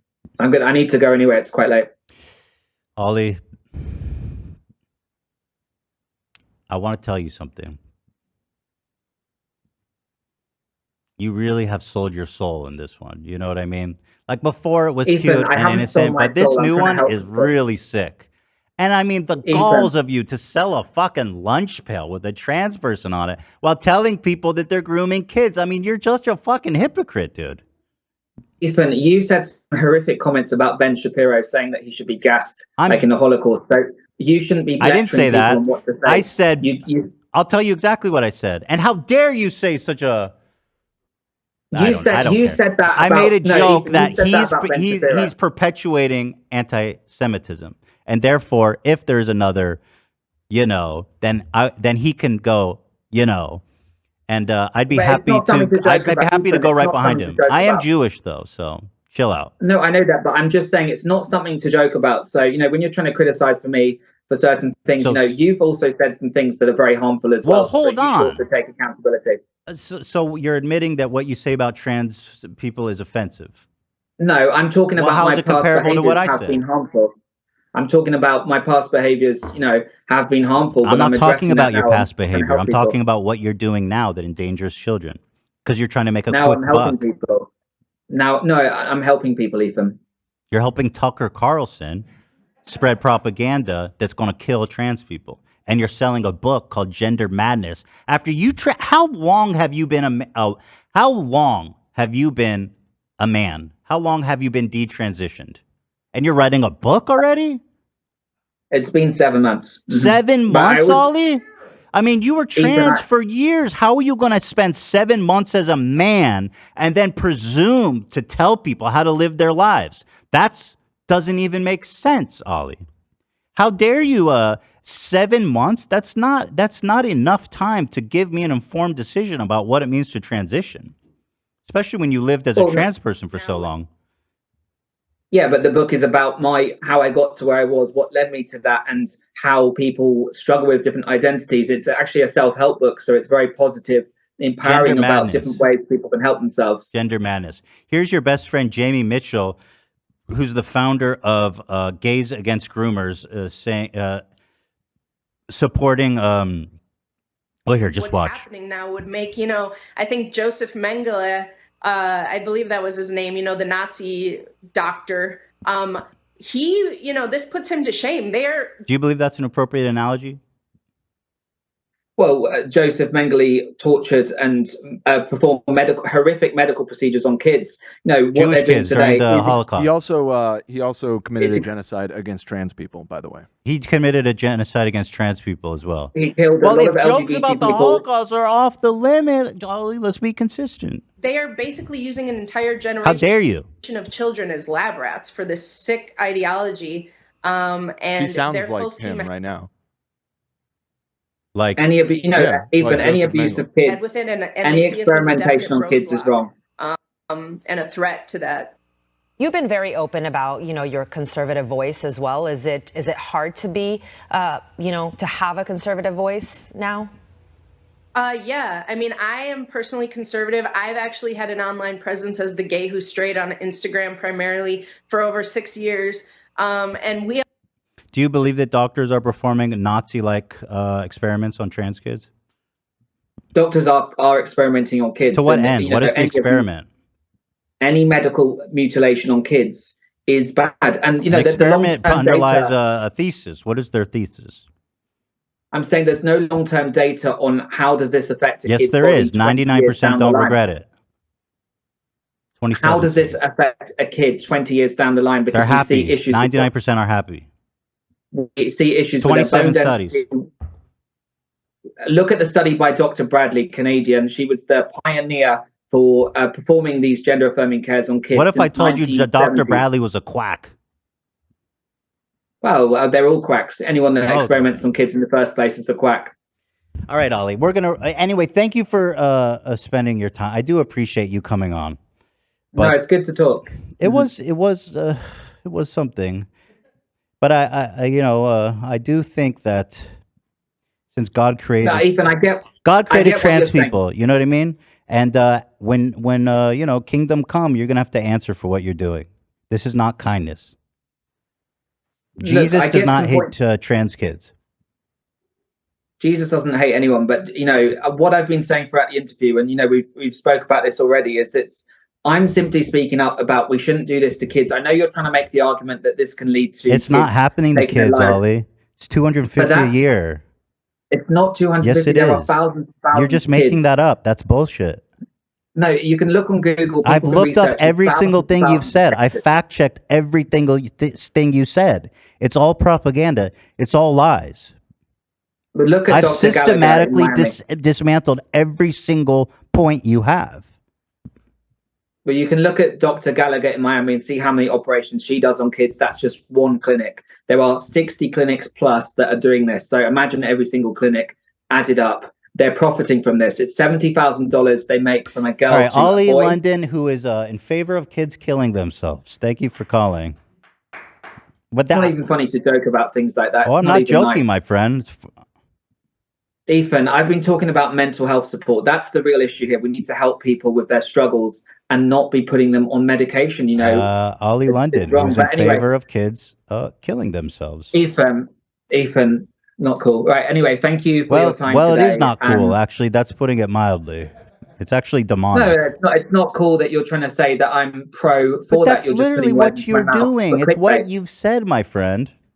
No, it's not. It's about, I've been saying about we need to give mental health support instead of putting all of these kids on Gender hormones. But affirmation anyway, is mental health support. we'll agree to disagree, and good luck. Okay, you're a demon. Have a good night. Wow. Well done. Well done. I don't know. I don't know if we got anywhere with him because We didn't get anywhere with him, but he's like he's pretty slippery, you know. He's smarter or more prepared, I would say. He's like media trained, unlike Sebastian or Have a good night. or have a good night, guy. Yeah. the Nexium dude. Have a good night, guy. Yeah. Because he's got this media training that they're slippery, but the man is selling a fucking lunchbox with a trans person on it. The way he's with sidestepping that. You can bring the chat back. but Absolutely no. crazy. Okay, I'm gonna turn the chat back on. Y'all are free. 1 second. I don't know. Save. I tried, but You tried, but he's too invested. I mean, he like you said, he's in that world now. He's on that circuit. He's going on OAN and Newsmax and all this shit. Tucker Carlson. He's telling a book. He's in way too deep. But I will tell you, I don't know if it would ever get to them, but there were quite a few sound bites in there that his new friends would not appreciate. that's So, what I'm saying. Like, do your new friends know all this stuff about you, Ollie? I mean, Tucker Carlson would be really interested to know that you're selling lunchboxes with a trans. even just something as simple as the Bible, it's okay, it's old and it's okay to reinterpret it for modern times. I mean, the evangelicals, we're talking about fundamentalists here. They believe They're in not the pro-gay. infallibility of the No. Bible. Yeah, we don't mess with that. That's God's word. And Newsmax. That's God's word, y'all. Yeah. I think you hit the nail on the head with it. He will do anything and say anything to be famous. Yeah, pretty much. That is what it comes down to.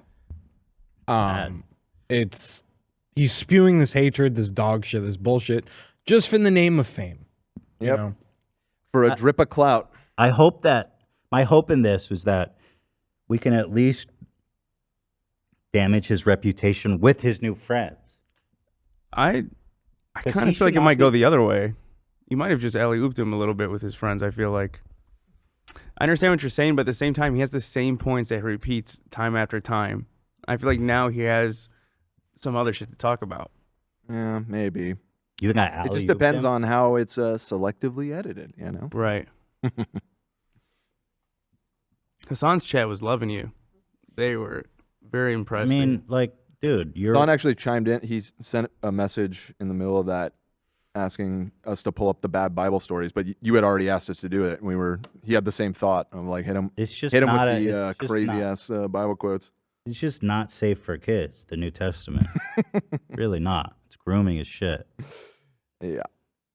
Oh, here. Oh, I wish I saw this before, but here's a clip of him. Who's Ollie London? It's called Ollie. That one. This man has a compilation of people saying his name that he uploaded himself on his fucking YouTube channel. Including you. The only Ollie London. Ollie London, an influencer and pop superstar. Ollie London. Yo, I'm stunned. I know it's not, I know it's not, there, bruv. I know it's not related, but this is the strangest looking man I've ever seen in my life. I thought it was edited. It's Mark Meats. He's just British. Ollie London joins He's us tonight. just- Ollie London. Ollie London. Ollie London. Ollie London. Ollie London. talking about groomers and putting James Charles in your compilation. London would. Ollie London. Ollie London. Ollie London. Ollie London. Ollie London. Ollie London. Ollie London. Ollie London. Ollie London. Ollie London. Ollie London. Ollie London. Ollie Session for Ollie London. It's Korean. Ollie London. Ollie London. That's Ollie. I love his music. 18 surgeries. It's true. This man is just only cares about people saying his name. Ollie London. Clearly. We'll give him a few Ollie more. London. Ollie London. Ollie London. I'm glad he got me in the MAGA cap. At least I get to represent the good old boys out here in America. It's Ollie London. Ollie London's Ollie London. Ollie. Ollie London. Ollie Oxenfree. Ollie London. Ollie London. Ollie London. The man is just, he's such a, in preparation for this, again, like we all know about Ollie, but watching what he's doing on these conservative talk shows makes me really loathe him. It's just despicable what he's doing and the Yeah, I mean, things he's saying. We've known about him for years, obviously, with all of his viral Korean stuff, and he was a lol cow. But now it's this really turn demonic. is gross. There was a lot of stuff I wanted to show him that maybe is worth watching now, and it's a little bit of a retrospective about the stuff he's been doing. We ended up all over the place, but there's here. Let me see. You like that he went from trans to activist in 1 month? Whiplash. This man has wrote a damn book already. And it's been 7 months. So when did you start writing the book? 2 months after you detransitioned? You're writing a book? Yeah, that's pretty quick. Impressive. I mean, if he really did. I mean, here's the That's stuff a good he's. rate. Yeah, to go back to this, the goal is erase women, mutilate children, sexualize kids, take away free speech, class pedophiles as an identity. He also says the trans movement, which again is some boogeyman, I guess. He goes, no, I'm not talking about trans people. I'm talking about the trans movement. Children be castrated. They're demanding children be castrated, sterilized, mutilated. Schools indoctrinating preschoolers to learn gender ideology. Women having no rights. Again, I don't know what the fuck that is. Using violence to achieve their goals. Men invading women's space. Holding insurrections at state capitals. That was the thing that brought up about the Texas bill, I'm pretty sure. This is like Or maybe, I mean, there was the other thing in... This is the most violent anti-trans rhetoric you can fucking imagine. Yeah, it's not good. It's not good. Right, before it was innocuous enough because he didn't have any alliances, but now he's a tentacle in the propaganda of the right wing there. And he's getting big names like Caitlyn Jenner standing behind him and everything. God, Caitlyn Jenner's a giant fucking piece of shit. So there's actual... Here's his interview with Tucker, which is just so off the rails, you guys. This happened 5 months ago, so this is when he realized, oh, damn. He gotta start writing a book. So like, what, 1 month, 2 months after being a trans woman? Yes. He's on Tucker.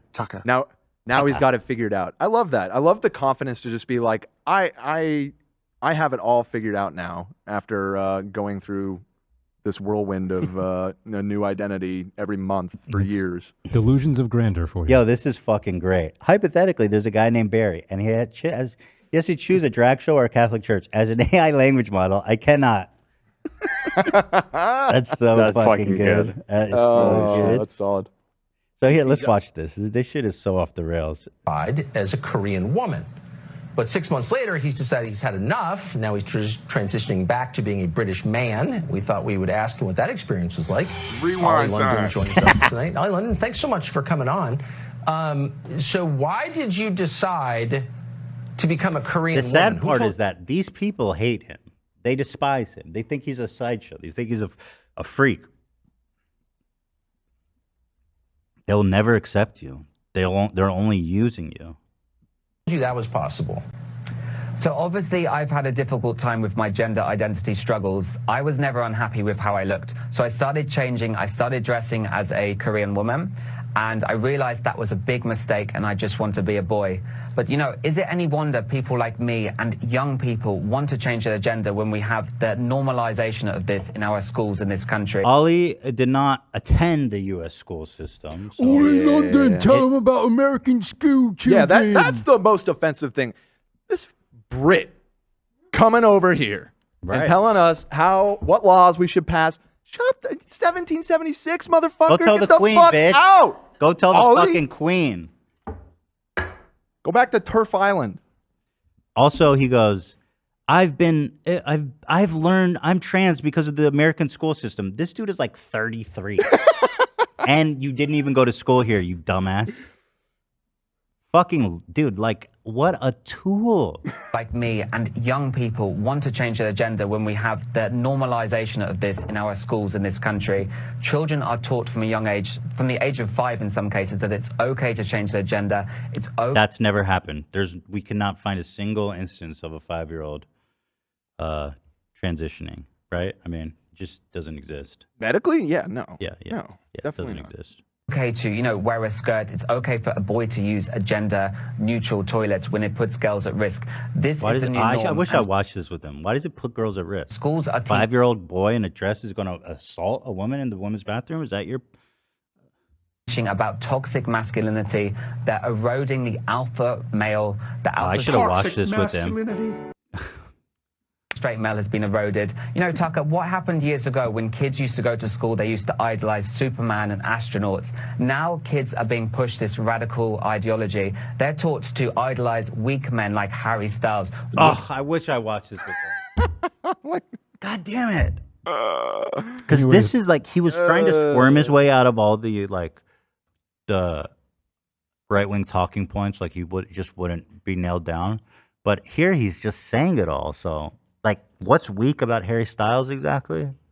What makes him a weak man, Ollie? Because he wore a dress. Okay. What about wearing a dress makes you weak?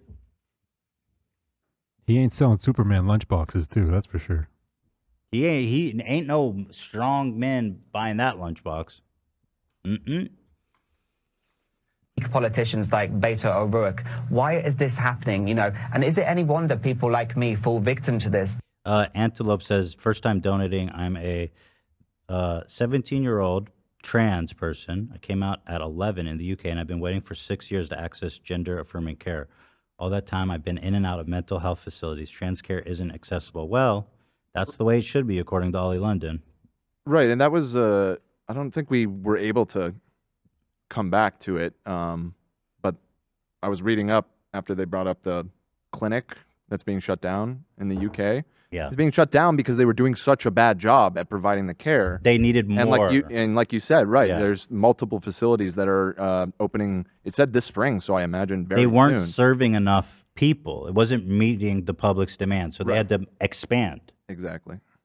So it wasn't really the best choice. An example. And like Harry Styles, weak This politicians. man said to me, Project Veritas with a straight face. I mean, right. He goes, "Oh no, James O'Keefe isn't involved." It's like, okay, well, he was like 2 months ago. Yeah, exactly. Like as of like 2 months ago. Oh, we don't associate with James O'Keefe. What a joke. Like Beto O'Rourke. Why is this happening? You know, and is it any wonder people like me fall victim to this? That I had all this surgery, I tried to change because, you know, I kind of fell victim to this mentality. I'm an adult, but, you know, these kids can't make these decisions on their own. Kids cannot make any decisions on their own. You know? Kids cannot make any decision on their own. I mean, if you want to talk about, if you really care about that, talk about circumcision or something. I mean, I'm circumcised. I have no real genocide. regrets, but like, I mean, but like, it's more relevant because if you think about like the boys undergoing a surgery to modify their Mass penis. genital mutilation on an industrial scale. Let's take a little off the top. I mean, at least it's more applicable, just a little off the top to make it look nicer. That's what South Park said, right? Yeah, right. I go back to my moil, you know, once a year just to clean it up. Oh, this is funny. I felt Korean. I felt trans. I felt Christian. From chat. That's good. I felt gay. Yeah, and again, it's like, well, can a child get a leg amputated if it has cancer? They can't consent to that. He goes, no, they can do that. Irreversible, like They can do that. Ay. They're being pushed this radical agenda, and I'm grateful that I've come out the other side. I'm grateful I found God, but you know, I want to speak up for these kids that are confused with their gender. A lot of kids have gender dysphoria, and you know, that wasn't a thing 20 years ago, Tucker. By the way, I love how they're rolling the "look at this freak" reel. Right, of course. This is how they feel Making about fun you, of him. bro. You're a freak to them. No a shame. useful No idiot. shame at all. You're nothing but a useful idiot. I had all this surgery. I tried to change because, you know, I kind of fell victim to this mentality. I'm an adult, but, you know, these kids can't make these decisions on their own. They're being pushed this radical agenda, and I'm grateful that I've come out the other side. I'm grateful I found God, but, you know, I want to speak up for these kids that are confused with their gender. A lot of kids have gender dysphoria, and, you know, that wasn't a thing 20 years ago, Tucker. This is what's being taught. Yes, it was. I wish I watched this with him. 20 years ago is when he had gender dysphoria. He's 33. No, that doesn't work either. It doesn't work either. In the school system. Let me ask you a question, and I'm not mocking you at all. It's a sincere question. Did it make you happier? Did you feel when you, quote, transitioned and started living as something that you weren't. Did you feel like you were that thing, and were you at peace inside? You know, I've never really found happiness until recently. So I was always struggling with my looks, as most kids do, especially. Yeah, he goes, I thought I was truly happy, but I wasn't. But now I am truly happy. Right. I've been truly happy for 2 months.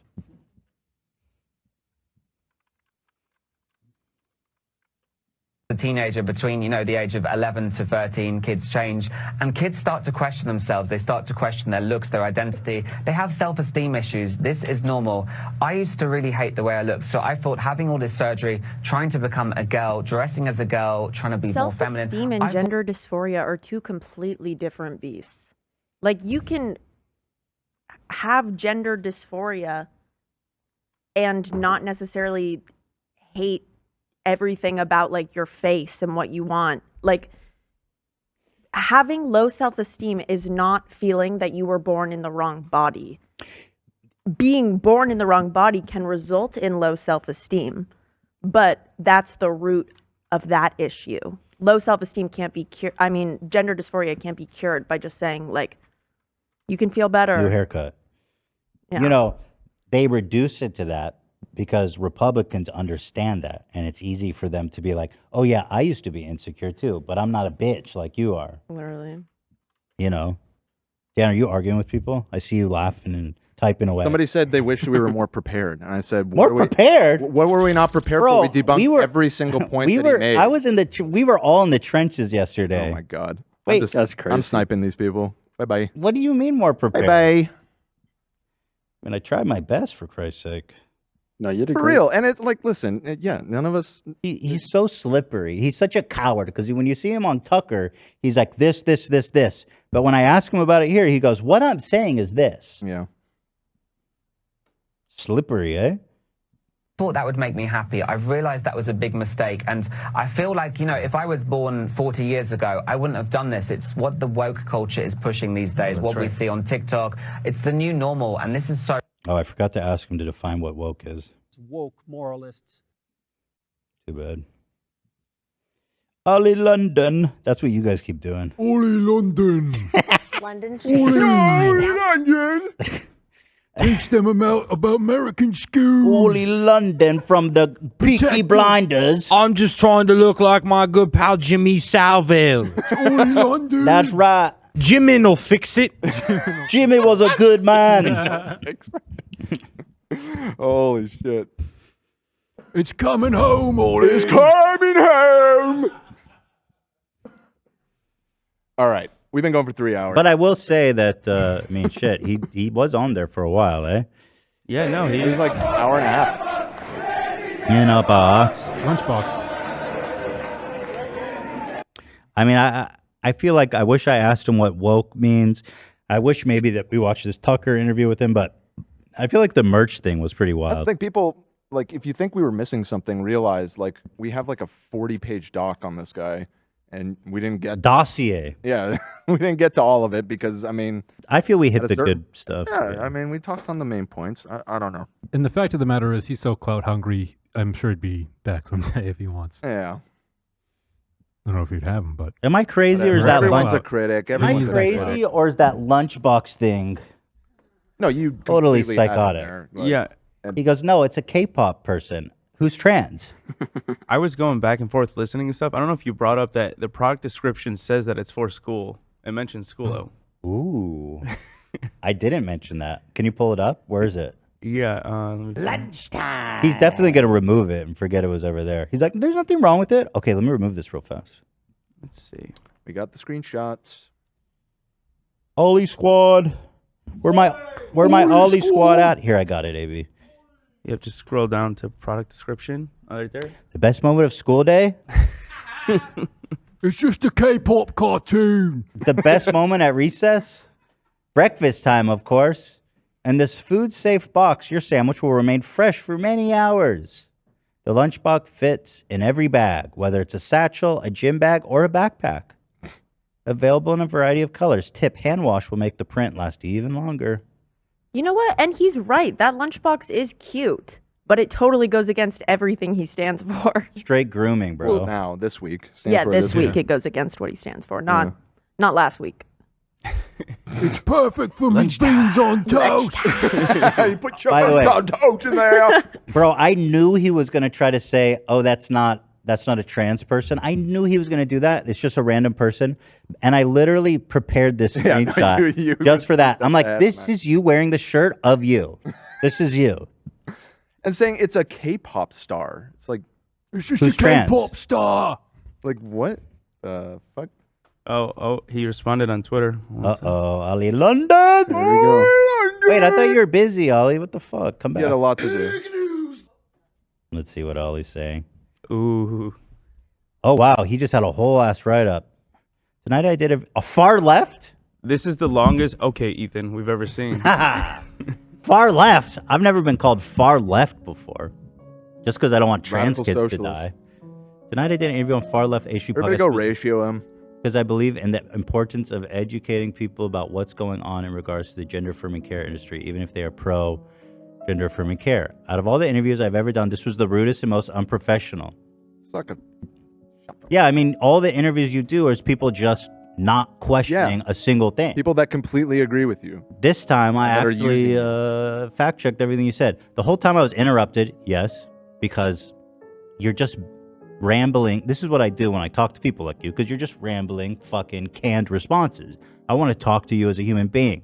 When I notice that you're just rambling on, Ollie's watching, I know. When I notice that you're just rambling on a canned response, I'm going to cut you off because I don't want to hear that. I want to hear what you really fucking think. Let me think about it. Hold on. But thank you for saying that. I take that as a compliment. Rude and unprofessional. Thank you. The whole time I was interrupted while the host tried to twist words in my mouth. Saying that because I am against children being medically transitioned, that I support child suicide. I feel like that wasn't really putting words in his mouth. I mean, it was a little bit, but he refused to accept the reality of what he's against. For not just affirming their responded. gender identity, blaming me for children killing themselves, and then ending the interview calling me a demon. Absolutely below the belt interviewer who desperately tried to twist my words for clickbait and views. I believe in the importance of respecting others despite their opinions and belief. I'm just going to comment. Oh, this is like a throwaway, right? I already commented. I'm from just the going to say podcast L account. ratio. L ratio. Love I hit him. literally did that. Love hit him with the ultra ratio. Yeah, I already got I him. just sent him the meme of Jimmy Lee and Walter Jr. I just said rub a lamp. That's all I said. Rub a lamp. L plus ratio is what The ratio already hit. It already hit. Oh, it hit hard. Yeah, it already hit. Then now. Sorry, bro. Sorry about that. Sorry, Dude, that's bro. I fucking love that, AB. The It took devil me gets forever to chills find with that nice this guys. morning, so I'm gonna be using the shit out of it. My favorite part was the live fact check on the study. That He goes, "Oh well, studies lie. Why'd you send me a study then?" He couldn't decide what he felt about. Yeah, and then when he said the study concludes, he cited a specific study. We immediately found the study. He agreed that that was the one that he was talking Why about, does and then it we read lie? the conclusion, and it was the complete opposite of what he was fucking saying. and then he goes, "No, if you read it, oh no, if you read it, we're reading. it. Oh, why does it lie? this is the conclusion. This is what the author thought was important." Wild. Somebody replied with this. Hold on, this is great. Early London. I'm such a sucker. Oh, Cody responded, verified user. I think the Verified user. Huh? the blue check mark is basically just a swastika. Okay. I mean, at this point, AB, you hate Jews, man? Bro, you detransitioned from a fucking blue checky like a week ago. Chill out. I didn't detransition. They detransitioned. Not me you, against my not will. you. Zach did. Zach. Mine's still up, man. They won't take it away. I'm like a Nazi experiment. How they're keeping me transitioned into a blue check mark against my will. He's known for being a dirty, sleazy interviewer. By who? Cody, good on you for having the courage to go on the show like that. I agree. I mean, I'm glad that he came on. I do applaud. I do appreciate when people enter the lion's den, so to speak. You know, You were worried he was going to bail right away, and he stuck know, it out he's- to the end. this Well, I mean, he kind of did. I mean, we got had fed up eventually, but we had reached the that was the end anyway. I was trying to heat it up to the point where either he was going to leave or right. Well, we got there. Ollie London can no longer talk about me. Forbidden topic. Ollie London, Jimmy, no fix it. I'm gonna kind of miss Dan randomly screaming that out in the office. Oh, it won't stop anytime soon. Ollie London, Ollie, it's the right shambles. Hey, you guys. Of you was right shambles. Are you a peaky blinder? I feel like this is like the Seinfeld, where he goes like, "Hello, hello," right? Like this is our version. Ollie London, Arthur fucking Shelby. I didn't get to propose my theory, which is that he actually is transracial, and Ollie London is not actually British, and that's a moniker just like Arthur Knight. He's actually transracial to being British. From what? Rhode Island. From Rhode Island, like the other guy. His name was Ollie Baltimore. Rhode Island before. Yeah. Because Ollie London is such a, like that's like the ultimate British name, right? Kind of like I think Arthur so. Knight. Ollie London. Ollie London. I think Arthur Knight. Ollie. Yeah, Ollie London. Ollie, fish and chips. I don't know. Fish and chips, London. That sounds pretty good, fish and chips. It is courageous in a sense to come on the show, but I don't know how prepared he was. I assumed that Ollie knew more about me and what he was getting himself into than some of the other people. He dropped the Ben Shapiro joke on you. Yeah, no, he did his research. For sure. But it And I doesn't think matter, though. It doesn't matter for him because this is exposure. Yeah. And he could get his ass beat, and it doesn't matter. It's still exposure. Well, he'll be able to edit this up into something good. Tweet deleted? Did he really delete it? Get ratioed? Wait, he erased his tweet? Come on, mine was doing Take it so. back. Ollie London! Oh, then whoever said that, you might have just got blocked. He's blocking people? I mean, it's possible. It's still there. It's still there. Don't worry, Ollie. You figure out how to make that a dub. Is Jamie Mitchell the person he was talking about?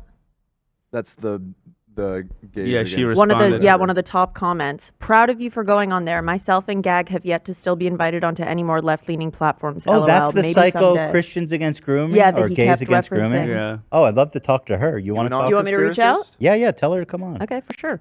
I'd love to talk to this fucking psycho demon. Jamie Mitchell. Jamie Mitchell. Did she say anyone's yet to invite me on their show? Come on the She show. said myself We and didn't know Gag who have you yet to were still be until- invited onto any more left-leaning platforms. Oh, come on. We didn't know who you were until like an hour ago. So, to be fair to Don't worry, us. girl. You're getting that invite. Jamie, come on. We are I don't know a if I can do coalition. round 2 of the same conversation so soon, though. To be honest. Gooch. Jamie Gooch, that's true. I think we kind of. Yeah, she might kinda not get did an it. invite after all. Gooch. Here's their website. Meet the team. So apparently they're all gay by Gay. they're all gay. Guy. Gay.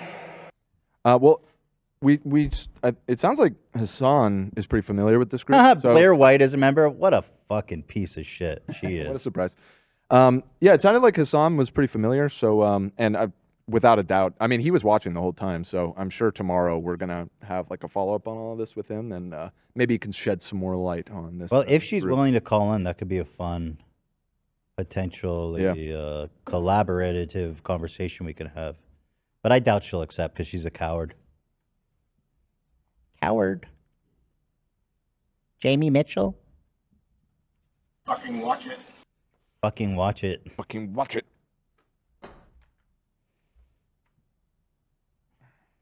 Do you want me to invite her for tomorrow? If she's willing, sure. I mean, we don't have to do. If it's repetitive, we'll just. It's just gonna be the same. We'll just shit. hang up. Yeah.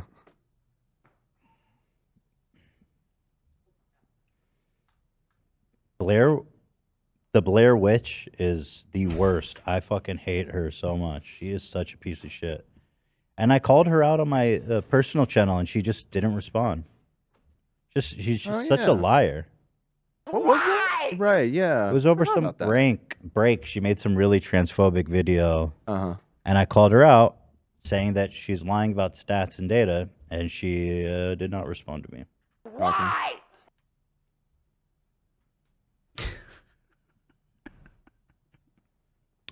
All right, There we it is. should wrap it up unless we. We should change the conversation or the title now, right? And we can definitely change it. We should change it to Ethan destroys Ollie London with facts and logic. Ooh, fire meme on the sub right now. I just posted it. I'm just spitting facts, you know? Do you like the reclaiming the yo the Mortal Kombat meme? Oh, we're making our way. Oh, what's his fuck from Freshman Fit? Is He's entry he's level. Fire. He should. That's the tutorial level, dude. Yeah. I agree. Ollie was frankly, in terms of like debating, he's at least like pretty smart. He's intelligent. He's well And spoken. he knows how to wiggle, and he knows when he's being trapped, 100%. and he knows when to avoid saying dumb shit. So like in terms of the people I've talked to, he's like, I mean, he's a smart guy. Yeah, definitely. So much better than the last two that we've had recently. Yeah, these guys were just fucking dumbasses. Like actually, just like literally just dumb. I don't really want to talk to Ben Shapiro because he's the ultimate of just evading and whatabouting. Debate lord. Yeah, he's like a debate lord. It's pointless. This one. This board. Funny meme though. He didn't call me fat, Ollie. I would love to debate coconuts in Barbados. My door is open to him anytime. Oh, no. Coconuts say you're divorced. I'm not divorced, though. And also, you got to love this phone call, which he goes, it's taken out of context. In what way is this taken out of context? He goes, I do BLM for relevance. So it's basically every time I do a music video, it's like, Is that what you're doing now? Not this time. if it's $1 million, it's £1,000. You so gave him if I an just open keep door releasing to explain. He wouldn't. I mean, I was willing. Like maybe it was. It's just audio. That would be easy to manipulate. said, So how how is was it manipulated? And he just didn't. He said he was going to answer, and he just kind of moved past it. So I don't know. There was so much going on. I wish I drilled him on this harder. What? Yeah.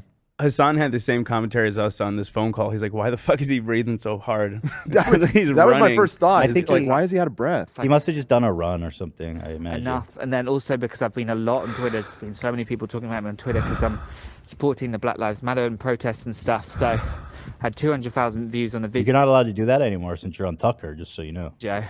So because of that as well, I'm getting a lot of requests. So it's just, I'm just staying relevant. Staying relevant. In the news, on TV and stuff, because, the more exposure I have, if I'm trending on Twitter or whatever, on TV, then the more cameos I More get. So, yeah. cameos I get. That's the full context right there. That is pretty illuminating audio. So there it is. There is it. There it is. So once again, just there it is. just once again to wrap it up, tomorrow, 12 o'clock, members are getting access to live show tickets, and also the new Teddy Fresh drops coming out tomorrow. Yes. I'm very excited to wear that camp shirt. This is a great drop. I love so many good Oh, ideas. thank you guys. I think it's beautiful. Yeah, I'm really excited about this one. Sure, but there's a post on Instagram, but I don't know if it shows everything. Oh yeah, and members get a BTS right after the show ends. Oh yeah. Going up as soon as we go off the air. Assuming it. Those overalls are process. Yeah, insane. The overalls are sick, and the Yeah. sweater is so nice. Oh, this Oh, is the just sweater shirt. that's like that? So excited. The details in the Love 3D is nuts.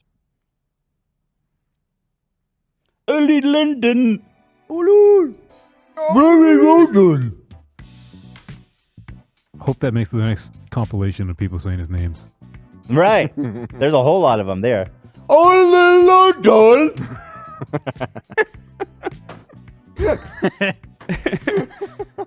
You could do a whole comp. Cheerio. He needs to start with that one. God save the king, Ollie London. Right. Ollie London. Yeah, what a piece of shit, huh? I mean, the lunchbox gotta go. Did you remove it yet? Not yet. No, it's making money. Come on, bro. That's not making money. Nobody's buying that shit. Come on. Let's go have lunch. It's grooming kids. Stop it. That's definitely like a Higo face, right? I mean, the tongue's out. I mean, Yeah, the teeth. I think 1,000%. The tongue out is sexual. you saw that Belle Delphine one. It's the exact same thing. Yeah. We need to make sure that his friends on the right see this. Because this is fucking disgusting grooming shit. You know? Oh, this is what I like. He goes, I've always had my mouth open like this. That was my favorite part by far. I was like, oh, you look so natural. That was the sweetest Look moment. just like it. I wish this was clear because this would be perfect for the thumbnail. Oh, true. I always Well, have it my should mouth be if you open, go. like- Or I guess maybe it wasn't. No, his connection was. Yeah. Do you like the title, Ethan Destroys Ollie London with Facts and Logic? That is the title.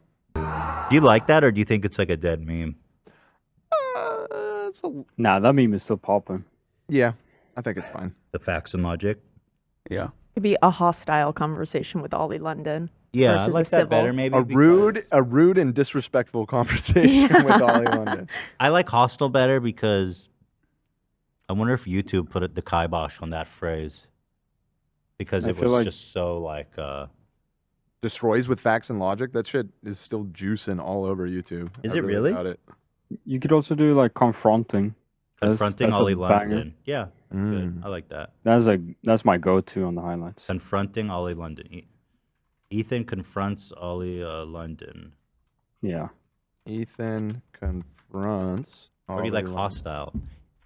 I guess confronts is pretty straight up. Yeah, if you look at these side by side, I mean, there's no question about it. Did you see it? He goes, I don't know what a Higo face is. That was the biggest cap of the fucking century, dude. What the fuck? You tell me you never beat off to a Higo face? You, Ollie London?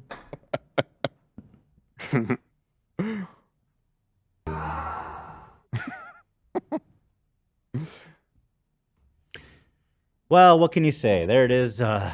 Another interesting conversation here on the H3 Podcast, featuring the great, the credible. That was actually the It's culmination. completely genuine. Years in the making, because he had reached out to want to come on the podcast like 3 years ago or something. So People say Facts and Logic juices. I don't know if it still does. Like, let's see. Facts and Logic. Wrap it up. Have a good night. Have a good night. I guess Ben Shapiro has one with Facts and Logics from 4 months ago. That's 2 million. Yeah, people still use it, but it's so cringy, these guys. I mean, these are all douches. Facts and logic. Only facts and logic. We got the music playing us out. All right, guys. Oh, you guys are trying to tell me something. Please. All right, guys. Thank you so much. We'll see y'all tomorrow morning for leftovers. Have a fantastic night. Thanks for tuning in. We will see you next time.